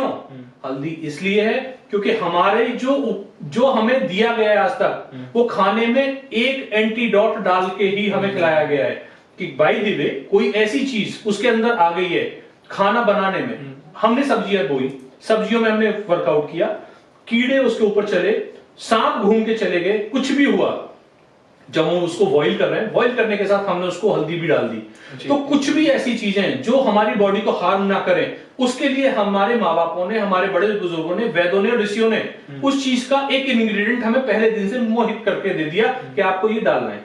जी। आप मुझे बताओ, बिना हल्दी के आपको बॉईल करके खाना दिया गया तो हल्दी डाल दी गई। बिल्कुल। नमक नहीं डालना, डॉक्टर ने मना करा, बीपी बढ़ा हुआ है तो भी कोई दिक्कत नहीं। तो क्या कभी किसी ने ये बोला कि हल्दी ना डालो? कभी नहीं बोला। लॉजिक, हम लोग बिना लॉजिक के भाग रहे हैं। हाँ। वो एक एंटी फंगल है जी, एंटी डॉट है हमारी बॉडी के लिए। हल्दी का उपयोग अगर हम दूध में डाल के पीते हैं जी, तो भी अच्छा काम करेगा, अगर हम उसको सब्जी में डाल रहे हैं तो भी अच्छा काम करेगा, अगर हम उसको चोट लगी हुई चोट पे भी बांध रहे हैं जी, तो भी काम करेगा। लेकिन बस देखना क्या है कि उसकी जो प्रिक्योरमेंट है वो हमने कहां से उठाई। जी। अगर वो किसी नाले के बराबर में खेत में थी तो वहां से लेना हमारे लिए भी गलत होगा। तो हमें जो भी चीजें लेनी है, जो हमारी प्रिक्योरमेंट है, जो वहां से हम उठा रहे हैं, वो अच्छी होनी चाहिए। उसके बाद अगर आप हल्दी खा रहे हैं तो आपको किसी एंटीडॉट की जरूरत नहीं है, आपको कोई मेडिसिन की जरूरत नहीं है, जब तक आपको कोई बीमारी ना लगे। मतलब हल्दी, अगर हमारे शरीर के अंदर कोई बीमारी नहीं है तब भी हल्दी वाला दूध हमें रोजाना पी लेना चाहिए। हल्दी वाला दूध आप रोज पी सकते हैं। हाँ। हल्दी का जो यूटिलाइजेशन है, हाँ। मैं बताता हूं। लीवर के ऊपर स्वलिन का हो जाना, जी, लीवर में सोरेसिस हो जाना, ऐसी जो समस्याएं हैं, सूजन आ जाना, जी, आंतों में सूजन आ जाना। आपने पान खाया होगा कभी? जी। पहले बड़े बुजुर्ग पान खाते थे, खाना खाने के बाद खाते थे। जी। आज के लोग बिना खाना के भी पान खाते हैं, ठीक है, लेकिन उनका वो फ्लेवर नहीं था। हाँ। क्योंकि पान के पत्ते के अंदर जो रस होता है वो एक ऐसा एंजाइम पैदा करता है जिससे हमारा लीवर डाइजेस्ट होता है। जी। अब हमने क्या किया, पान को छोड़ दिया। अगर हम इसका उपयोग देखें, पान को चबा चबा के खाना, वो एक अपनी प्रक्रिया है, वो लीवर को काम कर रही है, प्रॉपर कर रही है। लेकिन अगर हम पान के पत्ते की स्लाइस काट के और उसके पकौड़े भी तल लें, और पकौड़े भी किसमें? सरसों के तेल में नहीं, केवल अरंडी के तेल में, तो आप ये मान के चलना कि जो आपके लीवर की 1000 समस्याएं हैं वो अपने आप रिजॉल्व होनी शुरू हो जाएंगी। पान के पत्ते की पावर हमारे हिंदुस्तान में लगभग सभी को पता है जी, लेकिन यूज नहीं कर पा रहे। बिल्कुल। क्यों नहीं कर पा रहे? क्योंकि हम एक मुहिम में घुस चुके हैं, मॉडर्न मेडिसिन में जा रहे हैं। मॉडर्न हमारे लीवर में आने वाली हर उस समस्या का निदान पान है, जिसको हम फोकस ही काम ही नहीं कर पा रहे। जी। क्योंकि पान का रस खांसी में दिया जाता है, जी, पान का रस लीवर में दिया जाता है, हाँ। स्वलिन में दिया जाता है। जी। हम लोग क्या है, ठीक है, स्वॉलिन हो गई है, एक यूरिन पास करने की मेडिसिन दे दो, यूरिन के रास्ते से स्वॉलिन उतर जाएगी जी। वो जो फैक्ट है, जिस फैक्ट को हमें कंट्रोल करना है, हम उस पर जा ही नहीं रहे जी। हम क्या कर रहे हैं, हम मॉडरेट वाली दुनिया में घुस गए और वहां से हम अपने बच्चों को, अपने बड़े बुजुर्गों को और अपने फ्यूचर को सबको स्पॉइल कर रहे हैं। जी सर, बार बार एक चीज हमारे इस पॉडकास्ट में घूम फिर कर आ रही थी, लिवर जी, जिसपे मैंने आखिर में बात करना बेहतर समझा जी, ताकि ये एक जो बड़ी बीमारी से लोग इजीली समझ पाए। ये कहा जा रहा है कुछ टाइम से कि अगर आपका फैटी लिवर, पहले तो फैटी लिवर था ही नहीं, अभी 2-4 साल से ये फैटी लिवर का नाम चल रहा है। जी, अब से पहले हमने भी कभी नहीं देखा। तो कि जो ज्यादा ड्रिंक करते हैं ना, फैटी लिवर उन्हें होता है, लेकिन अभी उल्टा देखने को मिल रहा है। कुछ ऐसे मैंने केसेस देखे जो दारू भी नहीं पीते जी, लेकिन फिर भी उनका फैटी लिवर हो चुका है। इसके पीछे क्या कारण है? देखिए सर, मैंने जैसे पहले भी आपको ब्रीफ किया था जी, फैटी लिवर जो बीमारी है उसको हम खुद से जनरेट कर रहे हैं। आपने कभी देखा होगा कि जो लोग मेहनती होते हैं, जो हार्ड वर्कर होते हैं, जो अपने खेतों में काम कर रहे होते हैं, या जो लोग मजदूरों को फैटी लिवर नहीं हो पाता जी, क्योंकि वो उनकी जो मशक्कत है, उनकी जो मेहनत है, उनका जो पसीना निकल रहा है, उनकी जो मेहनत उस लेवल पे जाती है कि जो खाने को डाइजेस्ट कर रही है, उनको फैटी लिवर नहीं होते सर जी। फैटी लिवर होते किसको है? ओवर ईटिंग, जंक फूड, और उस लेवल पे जहां पे सेटिंग बहुत ज्यादा हो जाए, स्ट्रेस बहुत ज्यादा हो जाए, अच्छा, उन लोगों के साथ फैटी लिवर की कंडीशन शुरू होती है। वो फैट बढ़ना शुरू हो जाता है, लीवर का काम करना शुरू कम हो जाएगा, एंजाइटी शुरू हो जाएगी। उस कंडीशन में आने के बाद डॉक्टर के पास जाना होता है। डॉक्टर बोलेंगे अब आपको ये करना है, वो करना है, वो करना है, अब आपका ये करना है, और लास्ट में लीवर सोरेसिस डिक्लेयर कर देंगे। बिल्कुल कर सर कुछ भी नहीं करना। अगर आपको रिलेटेड टू लीवर जो भी समस्या आ गई है, उनके लिए सारा समाधान आपकी फैमिली, आप लोग खुद अपने घर पे निस्तारण कर सकते हो। वो कैसे सर? सबसे बड़ा काम योगा जी, जो आज की डेट में दुनिया भूल चुकी है। अगर अभी पीछे आरोग्य इंडिया ने नवंबर लास्ट मंथ में जो योगा डे आया था, हमने उस टाइम पे एक योगा का बहुत भव्य एक आयोजन किया था। 5000 से ज्यादा लोगों ने योगा हमारे इस शिविर में किया था। हम लोग डिजीज बेसिस योगा कराते हैं, डिजीज बेसिस योगा। आप मेडिसिन ना खाओ, हम आपको योगा से, नेचुरोपैथी से ठीक कर देंगे। क्लियर? आपको वेट लॉस करना है, आप बिल्कुल मेडिसिन ना खाओ, हम आपका वेट लॉस कर देंगे बिना मेडिसिन के। आप एक सिंगल टैबलेट हमसे ना लें, और हम आपका, आप चाहते हैं अपने घर पे ही रहना, आप हमारे पास विजिट भी ना करें, हम आपका वेट लॉस, आपका लीवर सोराइसिस, हम आपका नॉर्मल सोराइसिस, हम आपका कह सकते हैं कि जो किडनी के अंदर स्टोन होती है वो, या आज की डेट में मेन फर्टिलिटी इश्यू आ रखे हैं जहां पे लोग अपनी स्ट्रेस के बेसिस पे अपनी फैमिली को प्रॉपर सपोर्ट नहीं कर पाते हैं, हम उन सारी डिजीज को आपके घर पे बैठ के ठीक कर देंगे। ये हमारी जिम्मेदारी है।